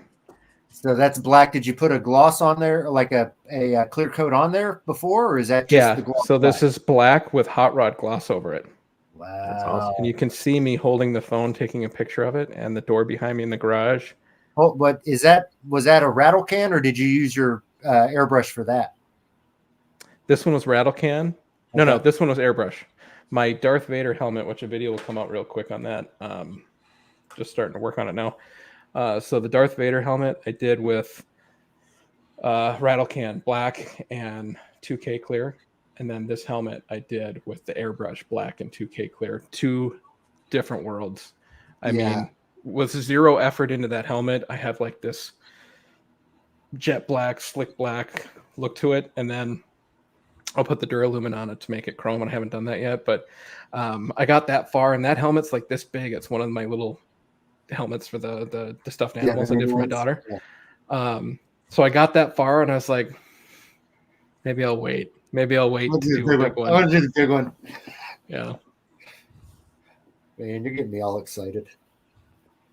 I can't wait to do. I almost announced it. I can't wait to do the thing we're gonna do. That'll. Well, announce it. So, because this is a very appropriate place to announce it. So, yeah. Elvis and I are going to have a little competition, and I'll kind of let him explain what we're going to be doing. So I made a YouTube video a little while back on graphite powder rub, and Tim did that to his Mandalorian costume. It looks awesome. Since then, I've decided to invest in an airbrush and something called Duralumin, which is a cheaper version of a Lumiluster. Because a Lumiluster, I think it's what, $80 an ounce or something. I mean, it's really I think it's like expensive. $300 an ounce. I think. I mean, it's expensive. It's really expensive stuff. So I found Duralumin and watched a bunch of videos, did research on it, and I think it's going to be almost as good as a Lumiluster. Like, it'll be real close. But so we've been talking back and forth, like, what do you think's better? Should I get an airbrush? And, you know, we've been kind of going back and forth. And Tim came up with this idea. What if we both do a piece of armor or a helmet and we show off the graphite powder versus the Lumiluster? I'm like, okay, that sounds like fun. And then Tim decided to take it even farther and said, why don't we give away helmets as a way to, you know, raise your channel, and I can do a giveaway at the same time. So I'm at 250 subscribers. Maybe I'll go to 500. I don't know, whatever number. It don't matter to me. But 500. So we'll come both make a video of us making a helmet, and then I'll send mine to Tim, and he can show them both on a live stream next to each other and have people vote for which one they think is better. We get a gentleman's handshake of who wins, and then we give them away. And then spin the wheel. Then we're going to so we're going to make basically two really kick-ass Mandalorian helmets to see what's the difference between an airbrush Duralumin and a graphite powder rub, and which one is the best. And then he'll give away one on his channel, and then I'll give away one on my channel. And we may even do like co-live streams back and forth. We don't know how we're going to do this. It's going to be exciting. It will be an event. But yeah, he sent me a picture right before the live stream of the image of, hey, we're ready to start printing the helmet. And I was like, ooh. It's printing right now, so it'll be done on Monday. Gets me all happy in my tingly spaces. I might have to put it on hold though, because I've been waiting on this file for Jesse, a Cam Tono. He really wants a Cam Tono from the Mandalorian to hold the Beskar inklets. And I finally got the file today. So this guy's been telling me to print his. Yeah. So anyway, the Mandalorian helmet's already going. It's been going for a few hours now. It'll be done Monday. So we'll have one. I can send you one. You can get started. Yeah. I'm so tempted to get a 3D printer. Yeah, I really am too. Tempted, man. Then Elvis prints everything for me, and I just keep buying and filming it, and we'll be, you know, it's a relationship we have. That or he'll send me two, and I'll send him one back. It's like you see. I never expected that. Elvis and like Benji and everyone's printing off. You're like, I want to get in on this. It's cheaper than a lightsaber. Oh, dude, don't even talk about sabers, man. I think I'm just more or less worried about the learning curve of it, but shit, you know, I figured out how to do a profit. You know, if I could figure out how to do that, surely I can, right? You know? Yeah, I figured out 3D printing and profit at the same time. Yeah, that's an achievement you can be proud of. The big brain on Brett. But so the one I'm using right now is CR10. They're up to the CR10 version 3 now. That's the name brand big model. And that one I think I got for $450. So when so when you think about it, like a Saber Forge or a Saber Trio, I mean, like what's 450? It's not that much, but you could get an Ender 3 for like $100 just to like practice making something. Like you can't do a full helmet, but you could put pieces together and make a helmet if you really wanted to. In perspective, how much does it cost for the filament to print a Mando helmet? Well, if you get it right on the first try and you don't have to print it multiple times, which again, there's going to be that, those mistakes, in there. And I've already made all those mistakes. So I have all the Goldilocks settings now for a Mando helmet. So I'm down to only, I got it really dialed in. I think we'll see when it's all done here. But it's only going to use 600 grams of filament, and a wheel of filament is 1 kilogram, right? Is that right? So anyway, it'll use slightly more than half a reel, and a reel is about $22. So there, you can print a helmet for that, and then the materials, the goods to finish it, probably cost you anywhere from $20 to $50 in paints and other supplies, plus a whole lot of effort. But yeah, I mean, you could get a couple of cans of primer, and then the thing at Graphite Rub was only $14. Yeah, and that's going to last me forever. I could do the visor that you put in for the eyes. I paid for the expensive one. I paid $10. So yeah, I don't know. So you're looking at $100. You've got a brand new helmet, and you can make one. It'll only take you 40 hours, but but that part's fun. It is, yeah. It really whether sanding isn't fun, but every other part of it is fun. I can chill just sanding now. Like I finally got in the groove. Sanding is not. I really hated it at the beginning. Not as bad as I was fearing it was going to be. You just break it up into that. The way that I figured out how to do prop building now is to have several things that you're working on at once. So you're not stuck on that fucking sanding everything. So then you sand for 30 minutes and then you can go paint something else, or you can go and glue something else, or you can. So I've got parts like this one is now, I just got done with the Mando on that, and that'll be getting ready to go for the final paint. You even finished the bottom of it. Wow. Yeah, I figured. I'm going to drill this hole bigger because I've got a really cool LED light strip that I can put in there, but it just won't fit in that hole. So I'm going to drill that hole bigger and, get that one. So this is... You can do a graphite rub on it? I was thinking I might actually do that because I thought it would look really cool with the light reflecting underneath there. The one I did for Sam, I did black, and then I pulled the grate out and I did the grate silver. I've got that now. Hello. I'm going to go against what I said earlier because this thing is so unfinished that it won't, but I'm going to show a fake knife. So I also glued this one together. So now I've got this piece glued. So this one's getting ready to be sanded and painted and primed. And this is the one that's going to go to you. So I just have constant, pieces, parts going. And that way I'm not stuck on sanding all the time. Benji did, it was either 6 or 8 helmets. I forget how many.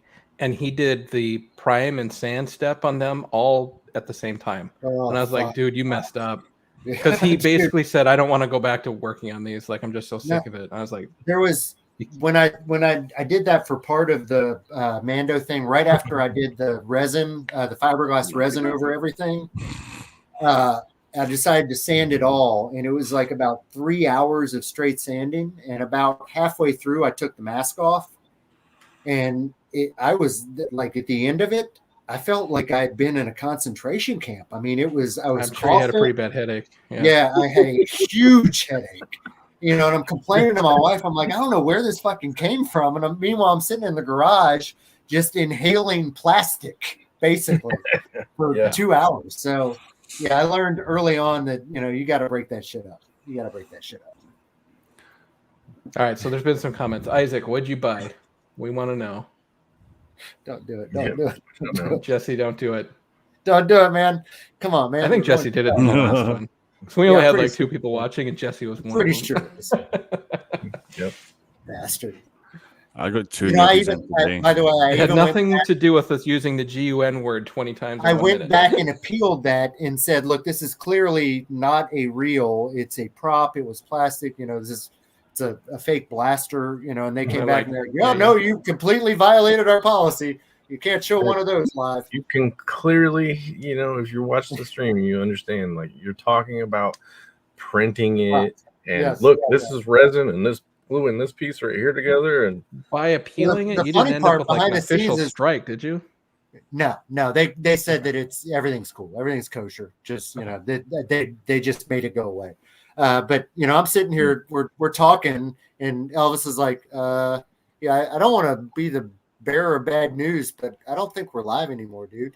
I was Brian like, what? actually texted me. He's Yeah, like, "Hey, you guys went to black." Like, I was like making dinner, just chilling, like commenting and put it down, and like all of a sudden it was like black and said this. we talked stream for is no probably longer 5-10 available. minutes before it went to black, like, or before I found out. So I even like And then we went to my talked for another good notifications 20 and minutes after. brought it back up, and it was like, no, this stream is no longer available. It violated the rules, and I was like, oh shit. it never That's existed. Like, hey, Elvis. Y'all Sorry, I fucked might up. have interrupted. Did Ike say what he got or not? No, he's playing coy. He wrote, "It's He's a beauty, playing- can't playing wait." So coy Ike. Coy Ike again. She is a beauty. I think there's keywords there.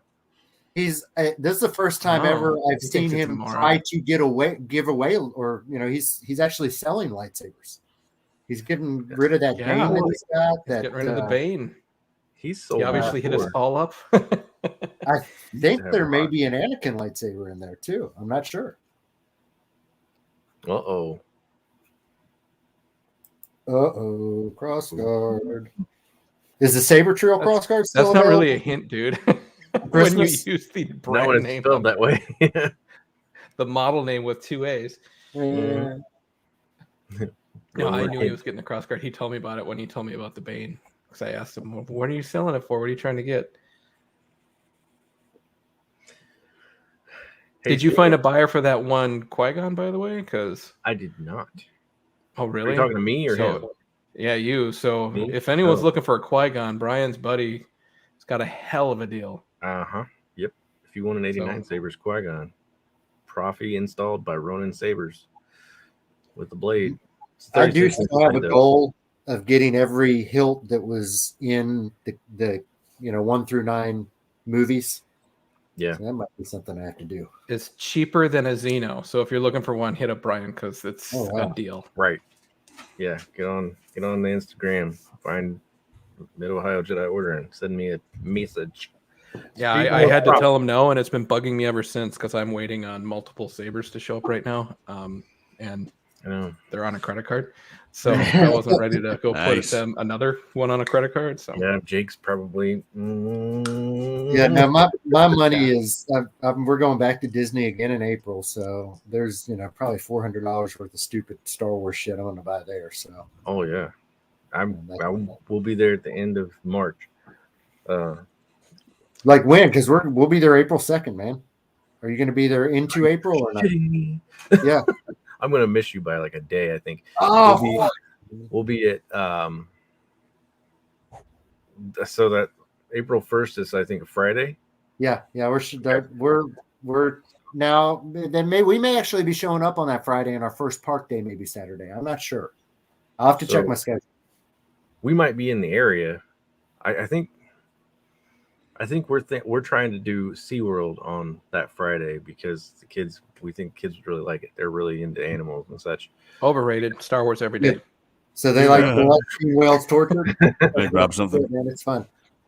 Yeah, we're hitting it's like a band trip for Mara, so we're going to be there on Sunday at Animal Kingdom, and then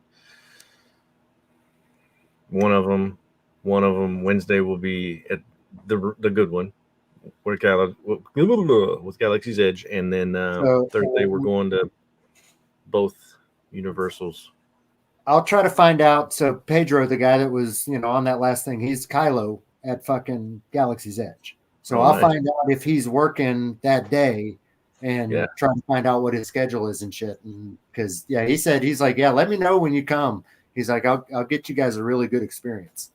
I I'll just be need to be I'll on be the there Rise month of, after. Rise of Resistance, and then yes, the little one is really into Kylo, so yeah, that'd be cool. She's anybody dark side. She's like, hell yeah, that's awesome. Dude, you're gonna love it. You're gonna fucking love it. And I'm I'm gonna shit my pants. And but look, by all means, if you want to ride Rise of the Resistance, pay the extra $15 to do the fast pass because it's I'll pay $100 for guaranteed. the family ride. You literally, I mean, when I did it, because we did it this time, the first time where I paid for it, I literally walked right on. Walked on. I mean, you walk. You don't stop the entire. There was nobody in line in front of me. It was awesome. Oh, I need that. Yeah, it's worth $15. Is 2.5 hours of your life worth $15? Oh yeah, Probably every day. Yeah, I'm already planning that into my trip. At least $200-$300 worth of fast pass buying stuff. I'm totally fine with that. I know that I'm going to waste $300 on something there. It might as well be not standing in line. Yes. Because you'll have more time to just walk around and, read all the Airbrush written all over the place, find the fucking droids in every corner. Just go hang out with Chewie, which Chewbacca was walking around. That was the last week. So he hasn't been walking around. None of the characters have been walking around. They're all in their little kind of COVID places. He was walking around last week. So I hope that's the way it is when we get there. Because my kids, man, they've never been. So they're going to want to experience things like that. And that's going to be one of the big things for them. Even Mara being 13, she's going to be like, when you see the Falcon, dude, you're gonna shit your fucking pants. Yeah, I mean, I've been 3 times, but you've been. They've had the Falcon, like not they've had Galaxy's Edge. Like I've walked around. Yeah, you've been to Disney. You just haven't been to Galaxy's Edge. Yeah. I've walked around the corner and looked up and saw that AT-AT staring down at me. I actually went when they still had the snow speeder in front of it. Yeah, the first time I went, and that was like yes. I think they finally got rid of the speeder bike. They used to have a speeder bike you could take pictures on out there. I think they got rid of it. I wanted that. That was going to be really, really good. I like the Boba throne. I want to sit on that, but I think that might just be California. I don't know. No, that's at downtown Disney. So it's at the shopping area that's there. Yeah, they've got, and it's still there. I don't know if it'll still be there when we're there, but they've got his throne. It's right by one of the Star Wars stores, the Trading Post down there. I'm trying to get a hold of Drunk 3PO before I go down. Maybe get to meet up with him. I talked to one of his associates, McKenna, quite often, and they go on expeditions and stuff. So, and then he, when we did you guys did the video and stuff for Mara for her birthday, she sent a gift, and I know I posted the video, whatever, but that half-hour video of birthday wishes. Yeah, it was like 20 minutes long. It was great. I watched the whole thing. I did too. It was so good. Oh, it was very heartfelt. It was lovely. Well, then she sent some gifts to her and signed it, and then said, yeah, they were from J2, which is Drunk 3PO, and I'm like, what? So that's cool. So I might get a hold of him maybe, because I plan on doing just a little bit of filming. Just a little bit. Yeah. Family first, channel second. Yeah. I hope you guys have a great time. We're planning the exact same thing. We're going to do everything. We want to do Universal to go to Harry Potter World, and we want to do Galaxy's Edge. And it's really cool too. My wife wants to do just Magic Kingdom. She wants to have that photo moment of, the castle and all that stuff. She wants to have that photo saying, look, I saved this much money to take you here this one time. She wants that. When we're leaving. She's been working her ass off. She hasn't worked since my kids were born, and she's been working the last year or so just to save up for Disney. She's I think it's really important to her to say that I did this, so I'm encouraging it. But yeah, so she wants that moment. Yeah. So, I've been well and truly warned for October, November time that this isn't a lad's holiday that I'm going on. This is her vacation as well. She's like, right, okay. They're going down. We're not going to spend every single day in Galaxy's Edge. And I'm like, well, you might not, but I'm going to. Yeah. So this next trip that I'm going on is actually kind of so we go every year because we're lucky enough to be DVC members. So this one is my daughter's kind of 16 spring break trip. So it's me, my daughter, my wife, 4 of my daughter's girlfriends, Oh boy, and then 2 of their moms. So it's me with like 8 women. a lot of ladies. So basically, I told my wife this time, I said, I am going to take several moments where I just go off by myself. And so I'm going to basically several nights just I'm going to go to a galaxy far, far away. Don't by myself with a camera and just geek out for like hours. So that's my concession is you guys can, I'm going to need an estrogen break. And when that happens, I'm just going to hop on over to Galaxy's Edge and just geek out with the camera. So go live again and bring some of us on and be like, go talk to that dude. Go do this. Hey, Go play that. I'll do it. Tim's going to have his own little Ewan McGregor moment. And she's going to look at you and be like, where are you going? And you're just going to turn around and be like, for a drink. You find him at the cantina and going live. Like, we're here again, guys. I will be at August. So these came in today. Oh, yeah, I tried to watch you, but you like ended the stream right away. Oh no, my phone was going weird. So it was going weird. So these What's came in. The internal? Xeno? Yes. Yep. Total Xeno.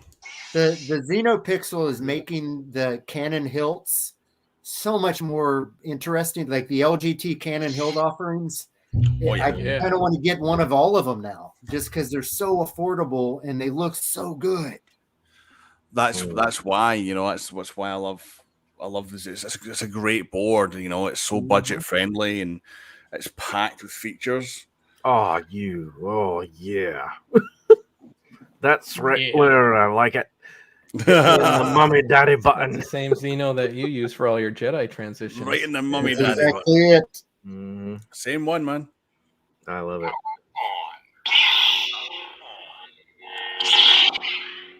I love me an Obi. Yeah. So, yeah. And I don't know about you. I just like the feel of this one so much more than the Luke one. It just feels so much, I don't know, sturdier. It's a grenade. It's a lot comfier in the hand, a lot more comfortable in the hand. The Luke one's really like a shiny for the wall, but this one I can see me picking this one up and messing around with it. But episode 4.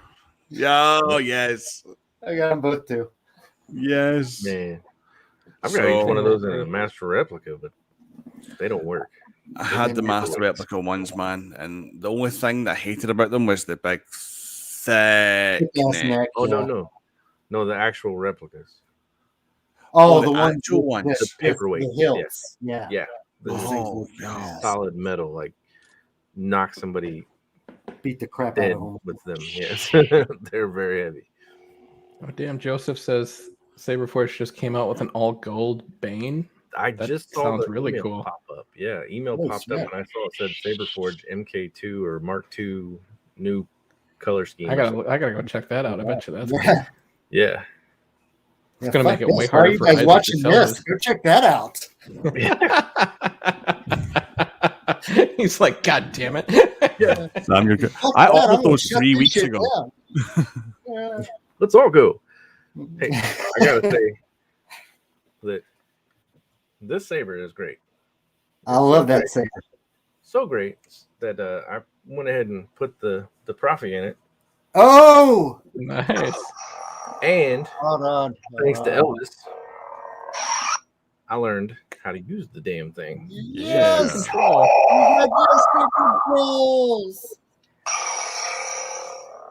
Dude, that saber in your hand is totally the collaboration of Sam, me, and Tim. I mean, obviously Tim the most, but that's funny because I know we all helped you with that. That's pretty awesome. Yep. That just says a lot about this community. Is that we've actually made fucking friends. Legitimate friends. None of us have met. Some of us have met in this community, and that's cool too. I think eventually we will all meet, and that's going to be super cool. But we've made legitimate friendships. Here. I was having a all conversation over fucking last night. space fantasy.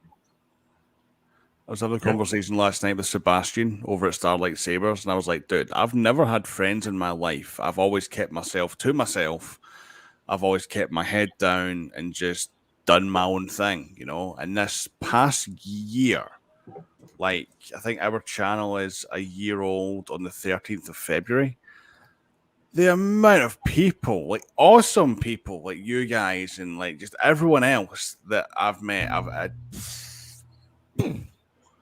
you know, like I had no idea. No idea. Yeah. It's the only reason I started making videos. I just wanted to find people like me. Well, that's and it. I thought it would be cool to You know, chill with. Part of it too is this whole COVID thing. You know, we can't really hang, or for a while we couldn't hang out with people, but we could do this. You know, and you could get on and sit and chat with people. And I mean, shit, dude, Sam, there's no way we would ever know each other in real life. You know, And I think I made the point back way, on. man. You're in Scotland, dude. You know, Right. and Exactly, man.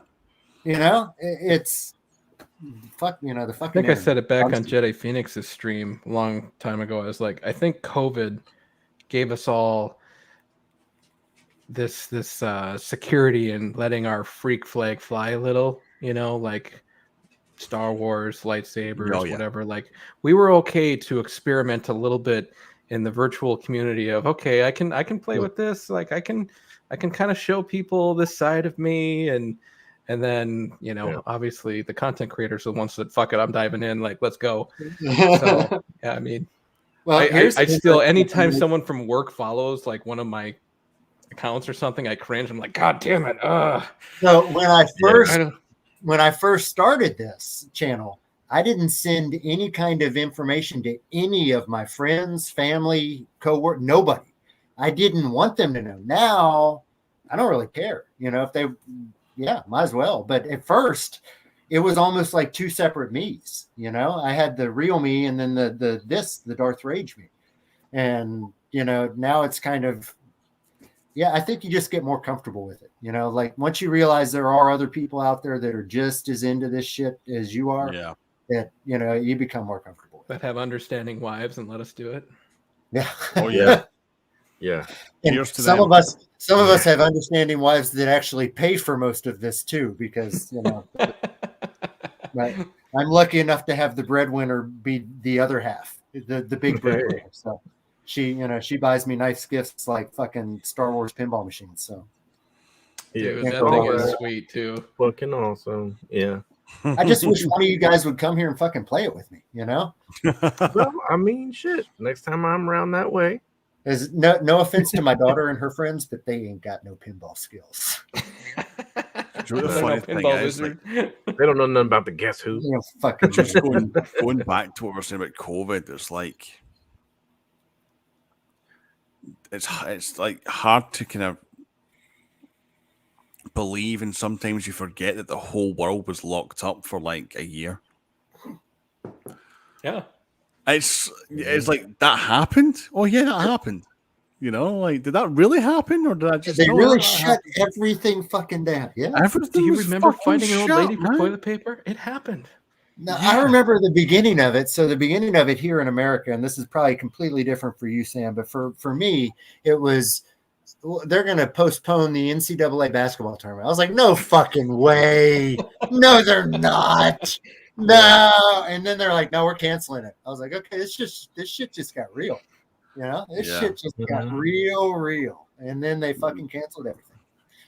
I mean, I remember walking in one night to the store to get just my general every night, get something for dinner, blah, blah, blah. The missus called, can you pick up toilet paper? Can you pick up pasta? Yep. I go in, there's no toilet paper. There's no pasta. And you're damned if you're trying to get any meat, beef, chicken, whatever. Yeah. You couldn't get a thing. And that's when the panic okay, maybe this is just taking a violent shift into serious right now. Yeah. And then the very next day, my general manager's like, oh, by the way, we're closing at 2:00 today and you're getting furloughed. And I'm like, what? Yeah, I'm sure that shit got real fast. Yeah. You know, and then that was it. It was in the friggin' house with the news on every day, trying to figure out what the fuck to do. You know? I don't recall. What kind of business were you in back then? I was selling cars. Okay. So no one was buying cars. No one was taking test drives. The workshops couldn't be open to do the maintenance and servicing. We certainly couldn't have the general public in the showroom at the dealership. And I know you got a great gig now, but did that shop ever reopen? Oh yeah, it reopened. I got redundancy eventually about a year later. So I got furloughed twice. Jeez. So I got furloughed in March of 2020. I was back in August. I got furloughed again in November, and then I got let go in March of last year. You know, wow. So, but I just like, do y'all do that? Like lie in bed at night and just remember, like, oh shit, that actually happened. Like, all that. Italy was in meltdown, and for me, it's my daughter kind of going into high school, and it was just a weird, her entire high school experience has been this, Yeah. And it's just fucking, they kind of stole a part of that from her. Yeah. She'll be a junior next year and just kind of getting to some semblance of normal. Semi-normal. Yeah. It's weird. It's fucking might actually weird. get to graduate like a normal person. Yeah. My son's even. On you go, sorry. No, on you go. Well, my daughter was in preschool when it started, and then kindergarten, and then first grade.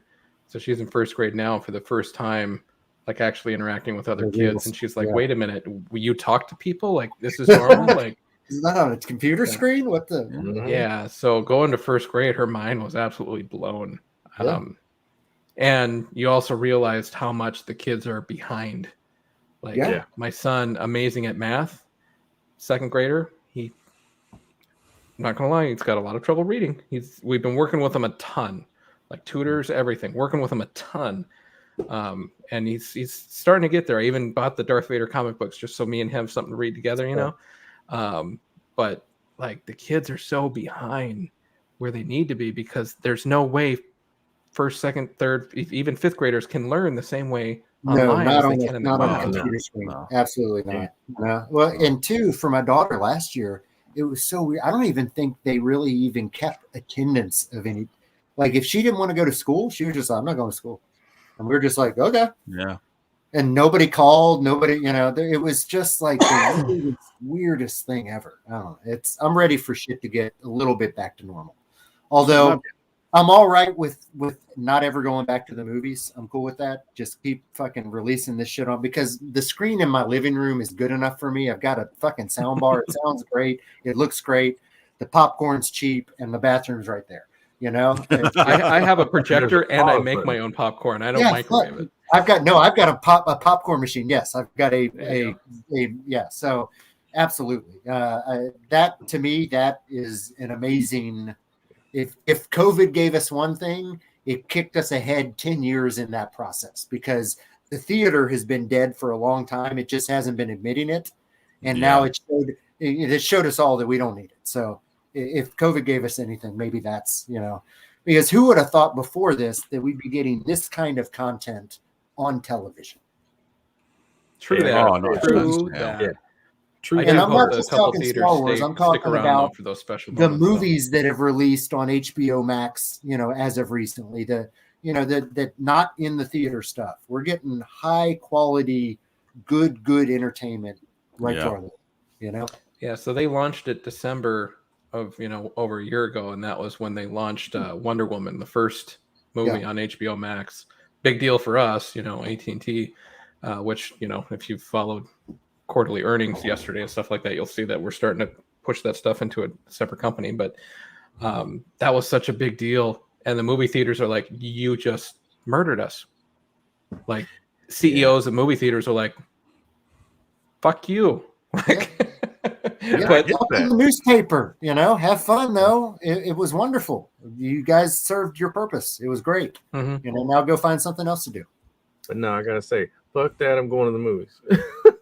Well, when Ghostbusters came out, the movie was so important to me. I had to see it. turn the movie into the pizza hall where I can go and get a full meal and like really make it an experience. Change it up. That's what mine's like. You don't have my movie those theater's got a bowling alley, pizza thing, Yeah, Yeah. do it like bar. that.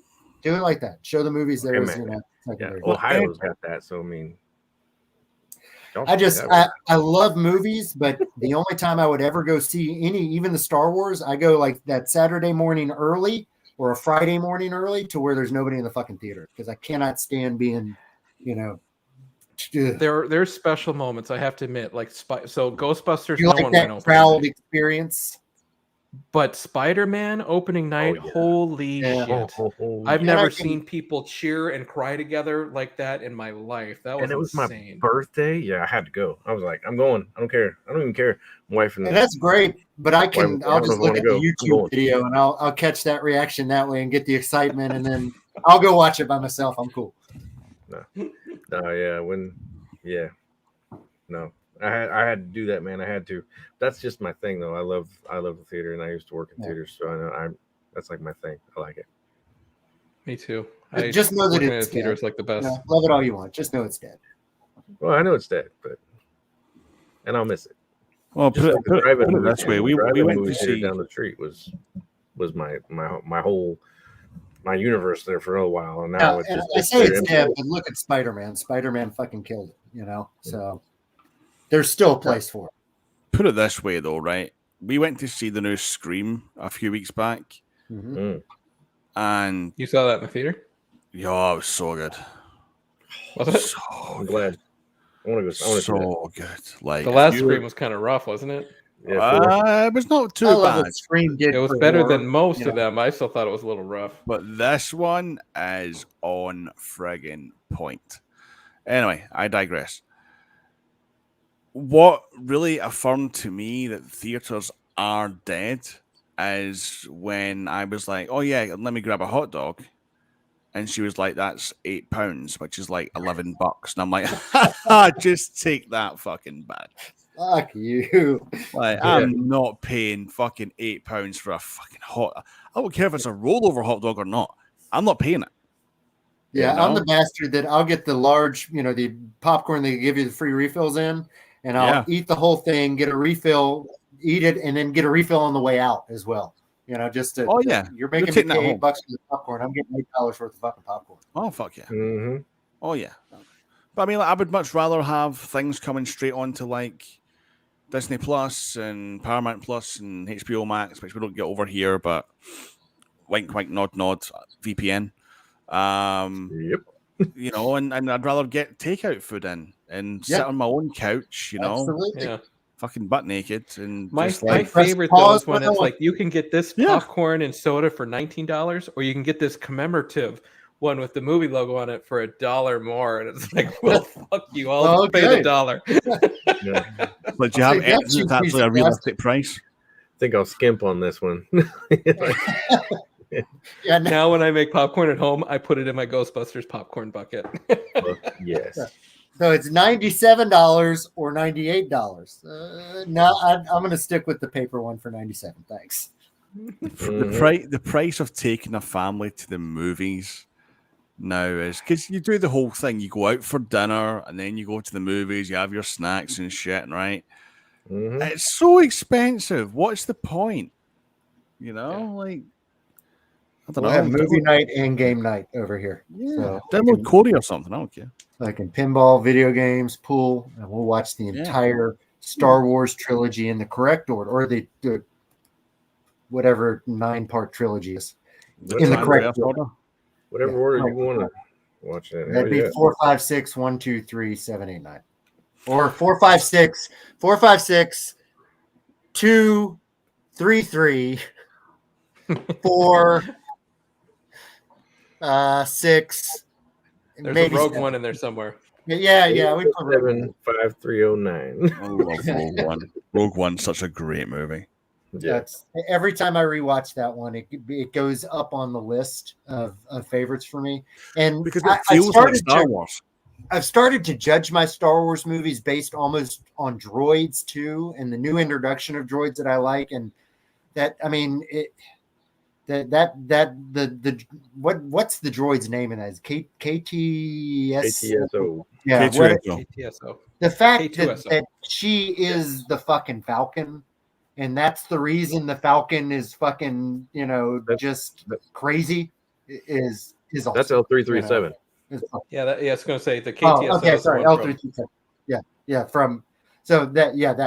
That one is the one from Rogue is the dude from Serenity.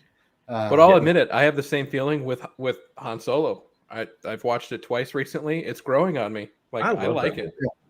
I love it. I like it a lot. Dirtier version. Tell Simon that. Dirtier. I'm gonna hop the pond to come over there, and we're gonna hang out. We're gonna get Simon. We're gonna turn him into a Solo lover. Oh yeah, I totally agree. And Simon went as far to say, not all Star Wars is good Star Wars, because he's like, I know people say any Star Wars is good Star Wars, but it's not. That's not true. And he shut down Well, Han Solo. I mean, put it The this way: Christmas special sucked. I mean, that definitely sucked. when you go so many years without any Star Wars content, like we went from 83 till 99, and then from 05 until 15, and now all of a sudden it's been bang. Well, we've had the TV series and things, obviously, Clone Wars and stuff, fair enough. But like the live action stuff's where it's at. I think we can agree with that, And all of a sudden now it's like, boom, boom, boom, boom, boom. Take this. It's like, holy shit. Like when it's finally done, because it will be done at some point. Like one day it will be like, this is the last. I don't know. Right? It's Disney is a fierce beast. They've got a fucking Millennium Falcon in 2 parks. Yeah. I think Star Wars is with us forever. The Skywalker saga will be done, but Star Wars is a universe. Yeah, exactly. But like they're just gonna link and keep on linking stuff in and pique people's interest and keep people's attention, and it's fucking great. If I'm still getting Star Wars content when I'm 70 years old, I will die a happy man. Yep. Yeah. And for those of us that were here for, Star Wars and Empire and Jedi, and we know that dearth that I mean, when I went to see Jedi, and I was actually thinking about this because Elvis gave me this question when I put the questions out there, was what was one of my favorite memories with my brother. And it was actually when we went to go see Jedi. And we thought that was the end. I mean, we truly, we thought maybe there would be, because he said it was 4, 5, and 6. So maybe there's going to be a 1, 2, and 3, or maybe, but we honestly thought that was the end of it all. And then it was just comics and novels and video games. And 1 out of 10 of those was good. And the other 9 of them was kind of shitty. So there was, a good, that 10 years, 20 years was really tough. And then when we got the prequels, again, the end of the prequels are like, okay, that's fucking it. It's over, never again. That's going to be the end of it. And then now, like Sam said, we are with, and it should have been. When Disney purchased it, that's right. I was super excited. And the movies came out. The first one I loved, and I still love it, Force Awakens. But then it just kind of went downhill. But the TV shows, I feel like Disney has really redeemed itself with the TV shows. Dave, did you ever make that Q&A video? I remember writing that question, but okay. No, I still have it. On your busted computer? That is, no, but it was going to be shot like the next 2 or 3. I've got to, because I want to get my daughter, I'm going to have her actually ask me the question. So I need to do a little preparation for it and get her, make sure that she's a good interviewer before I put her on camera. So I see Zach, you're out there. Welcome. What up, Raven Daddy? Oh, is Zach here? Well, he made it. What's up, Big Daddy Sexy? Howdy, sir. Hope all is doing well in the Arizona area, the greater Arizona area. That you are not Breaking Bad. New Mexico. Zach is Heisenberg. Now we welcome Zach. I know that we've gone way off the rail. Is there anything else anybody wants to kind of tie up before we close this thing out? Anything Book of Boba Fett? I know, Brian, you had a long list of things. Did we cover everything on your list? I think we kind of covered everything on my list. There was one thing, but real quick before I forget, I know I was talking about this, and I forget to give credit to Sam, and I'm sorry, Sam, but you helped me a whole lot with the Profi situation, and your video was that? Yeah, your video. Once you crack that code, isn't it just wonderful? You gave him advice, and then I told him, "Fuck Sam, he's wrong. Listen to me. Do this, do that." He's like, Sam's all Web OS and shit. Fuck that. Yeah.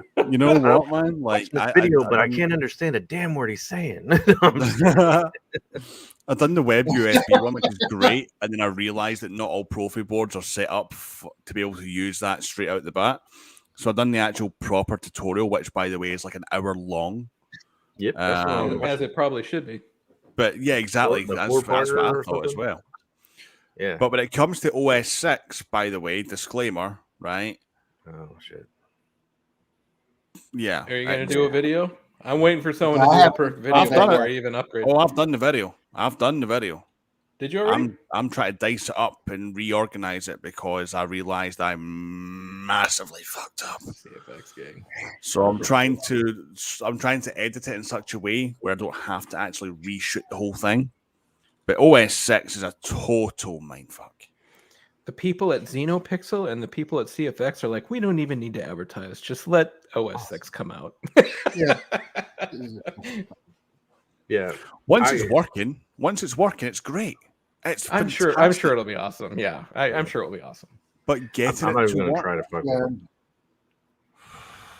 I'm not gonna try to fuck I'm worried it's gonna be the same fucking learning curve that I have with the first. He's trying to learn it. It's good on the 2.2 board, but it's really made for the 3.7 board whenever that's going to be available. That's going to be. My thing is with obviously these guys are very technically minded. Frederick and Fett and them. Just make a fucking app. Can't you make a fucking app? Hey, I want a red blade and I wanted this sound and I wanted this. Has anyone watched Silicon Valley? Yes. So on Silicon Valley, they make the Piper whatever service, right, where you can store all your music on this cloud thing and it uses no space and blah blah blah. And then they launch it, and the girlfriend goes and tries it, and she's like, "Oh my god, this is terrible." And she's like, "Who did you beta test this on?" They're like, "Our friends." And it was all the nerds sharing this stuff with the nerds who knew, like these engineers, like they knew how to use it. They loved it. And that's why it tested so well. And I had this moment when OS 6 came out. I was like, they're giving it to other nerds that are like in love with it. Like it's not easy for everyone. Like give it to a couple of idiots that just like lightsabers and say, here, try it. See what happens. If you don't want to go Profi, you want a really, really good high-end substitute, CFX and Golden Harvest V3, perfect. Yeah, I would suggest even a Xeno. Xeno, it's mid-tier. It's still, I wouldn't say it's high-end, but I love the Xeno. Like, I now have... I feel like it's the perfect compromise for a lot of people. Yeah, they're so fun. They're easy to play. It's for anyone. It's for anyone. It really is. And they're going to be adding accent swings soon as well, shortly. It seems like it's pretty easy to, like, in this, when I got that saber from Rebel Sabers that I named and they sent me a free one. Oh, you get the little manual with it as well now? Yeah. Badass manual, and it has all the Xeno stuff. And I was kind of reading it and like, damn, that's pretty easy. Like the last few that I've had, even the connections are all lit up as well. Like the connectors are light up too. Let's get lit connections. Nice. Yeah, lit. Oh PCB. Yeah. What? Yeah, it's got like a base. Yeah, I saw that on Great Paladin's video for the first time. Every I was like, couple holy weeks, shit. they're coming up with a new update for it too. Well, I mean, I don't know what the next one is. I think we've been on 6 now for a little bit.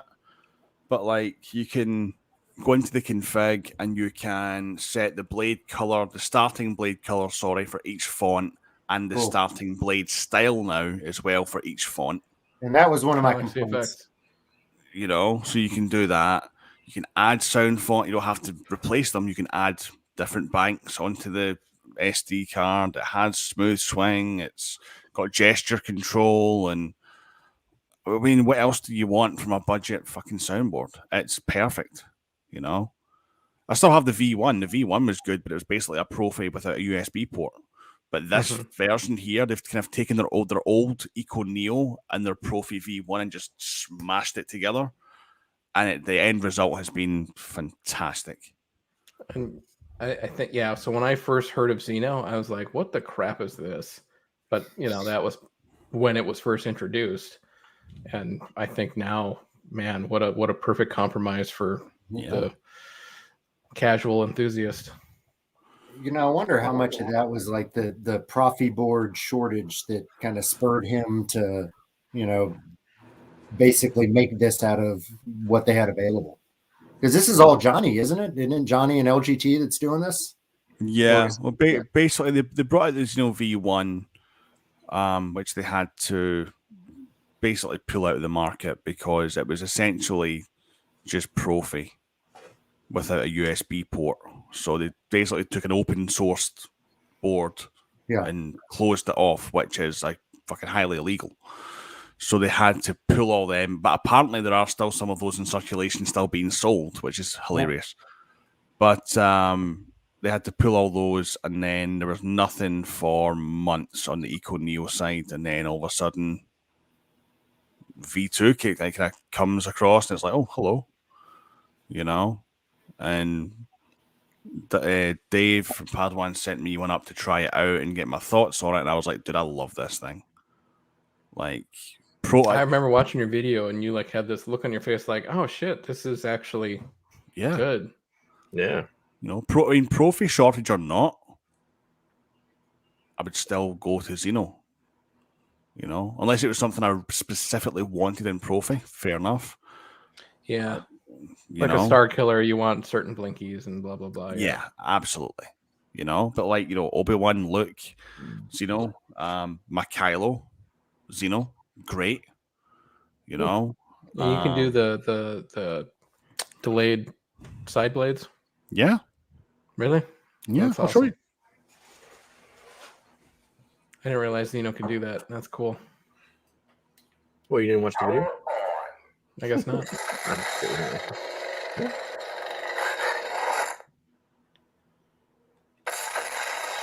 Yep. Okay. It looks like those side blades got better too. Because I remember when Zach had his, he was like, there's like, you know, a whole 1.5 inches, 2 inches by the end that don't light up. No, that one, those look good.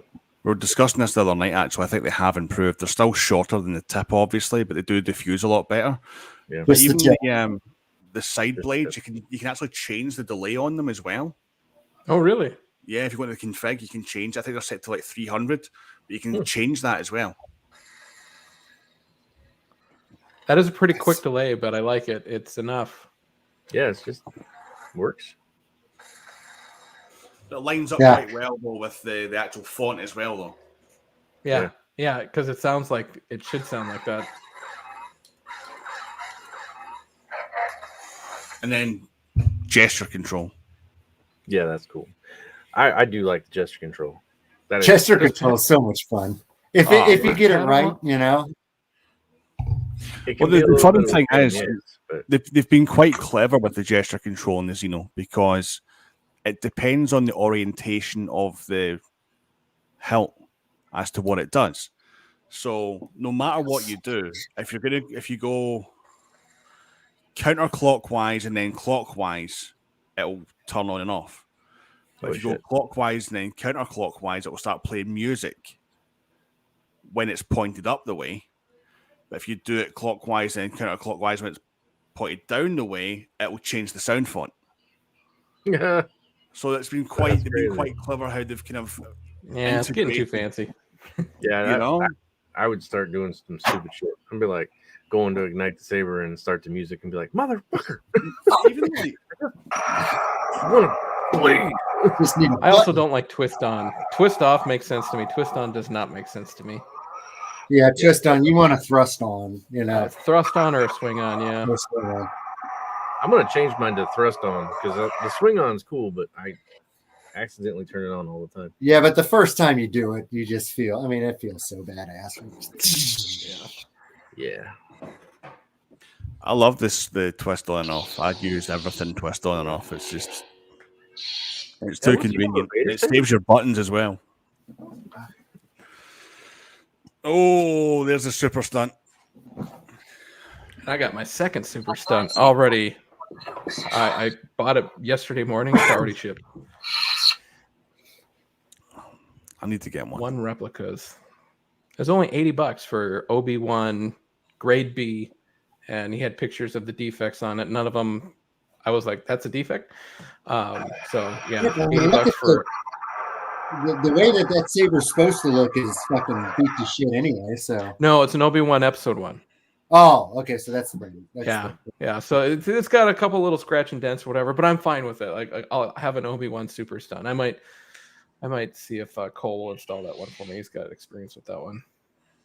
Dude, I love Cole. I loved Cole's story today. By the way, he posted a Graphics that he's putting on eBay or something. He said, Yeah. "I also do installs if I know you and you don't suck."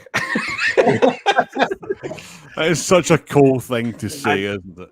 I love that because I've asked him to do something for me, and we've kind of we haven't quite come to agreement. But I was like, if that's cool, That's And he because was you like, suck. Yeah, you're cool. Yeah, I'm like, cool. Yeah, I was like, man, Well, I know he doesn't want to do that May, so hopefully that's not the one you're talking about. I hope it is the one I'm talking about. If he doesn't want to, I was like, if you don't That want means to, you that's really fine. don't suck. Yeah, I mean, I don't know. Yeah, if he's doing the mace, then he must really like it because he was not thrilled about doing that one. Yeah, I know he kind of was kind of hesitant, but I was like, if you don't want to do it, that's fine. And he was like, he started sending me like stuff and was like, I'm like, okay, well. You're like, I'm gonna go ahead and let you talk yourself into this. Yeah, keep sending me stuff. No, I was absolutely like, I was talking to him because I like him and I think he's a cool guy, and I was like, I kind of really want something from you, and you're the guy. He's the first guy I reached out to, so I was like, but if he doesn't want to do it, I don't want him to do it. No pressure. Cole, No I want you to be my Yeah. first. Come on, man. Exactly. Completely platonic. Where the hell is Cole, man? Cole has not been on any of these live streams. I reached out to him. I said, "You joining the stream tonight? You got a hot date?" And he said, "A lukewarm date." I wrote that, so. Just say he must have. Yeah. So hopefully, whoever Cole's out with tonight doesn't get into the Saber community and watch the stream. Yeah, right. He's not one of the 10 people watching. We have 10 people watching. That's pretty good. And hopefully, Cole wouldn't install something for him in a manner of speaking, if you know what I'm saying. You're reaching. I'm reaching. Lightsaber puns. Everything That's what just he says said. that I laugh so hard. I see your Schwartz is as big as mine. Mhm. Oh boy. Oh, Yeah, gentlemen. Book of Boba. I think I got all the Book of Boba stuff. Yeah, and then I So, will talk do we about- think Mando's coming back next episode? Let's close it out with just some speculation coming up. Do you think we'll get Mando next episode? My vote is no. My vote is that he has gone away and they are going to put that on another show. But the more I think about the way the last season lined up, I would not be at all surprised if we get to see Luke and Grogu this next episode.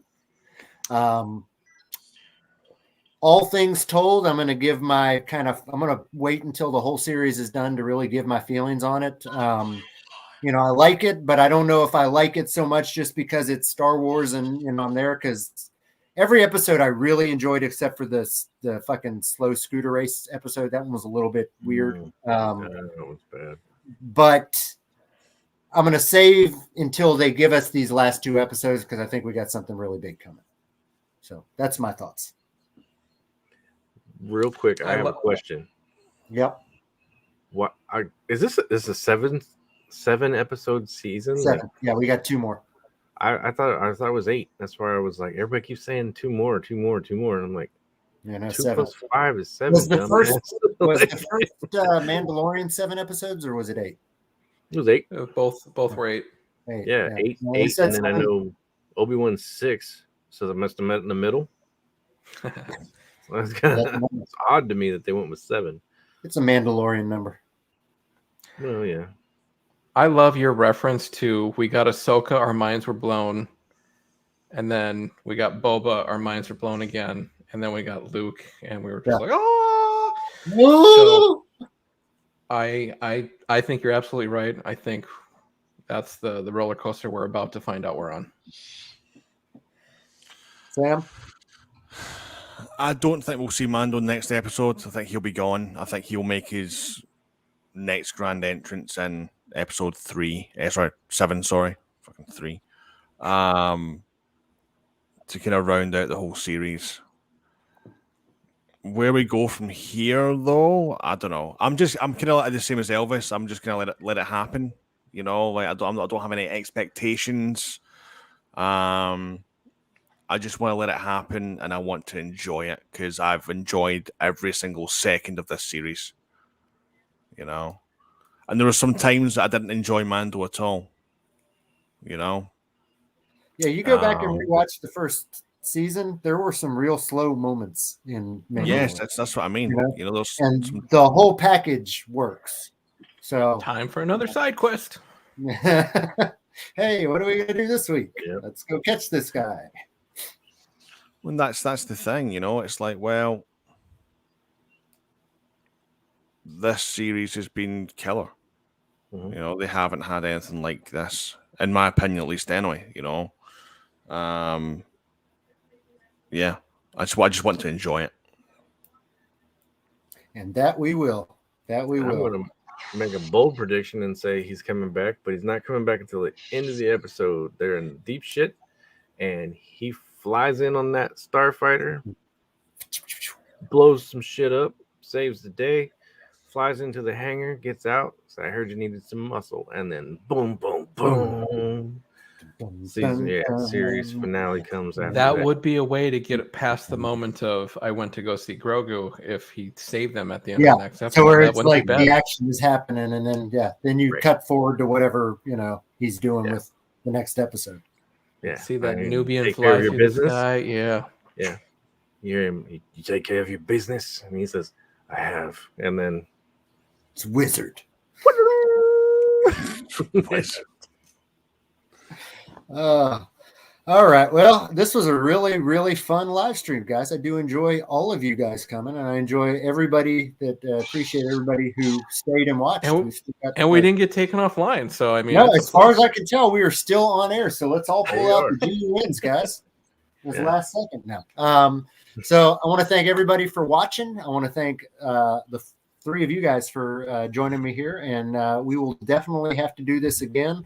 I'm probably going to do a big wrap up again after the whole show's over. So I'll do an open invite to the 3 of y'all. And if you guys want to discuss it all again 3 weeks from now or 2 weeks from now, whenever that is, we can do that. So thank you, everybody. We're going to call this a night. May the force be with you. This is the way. I'm going to end this broadcast.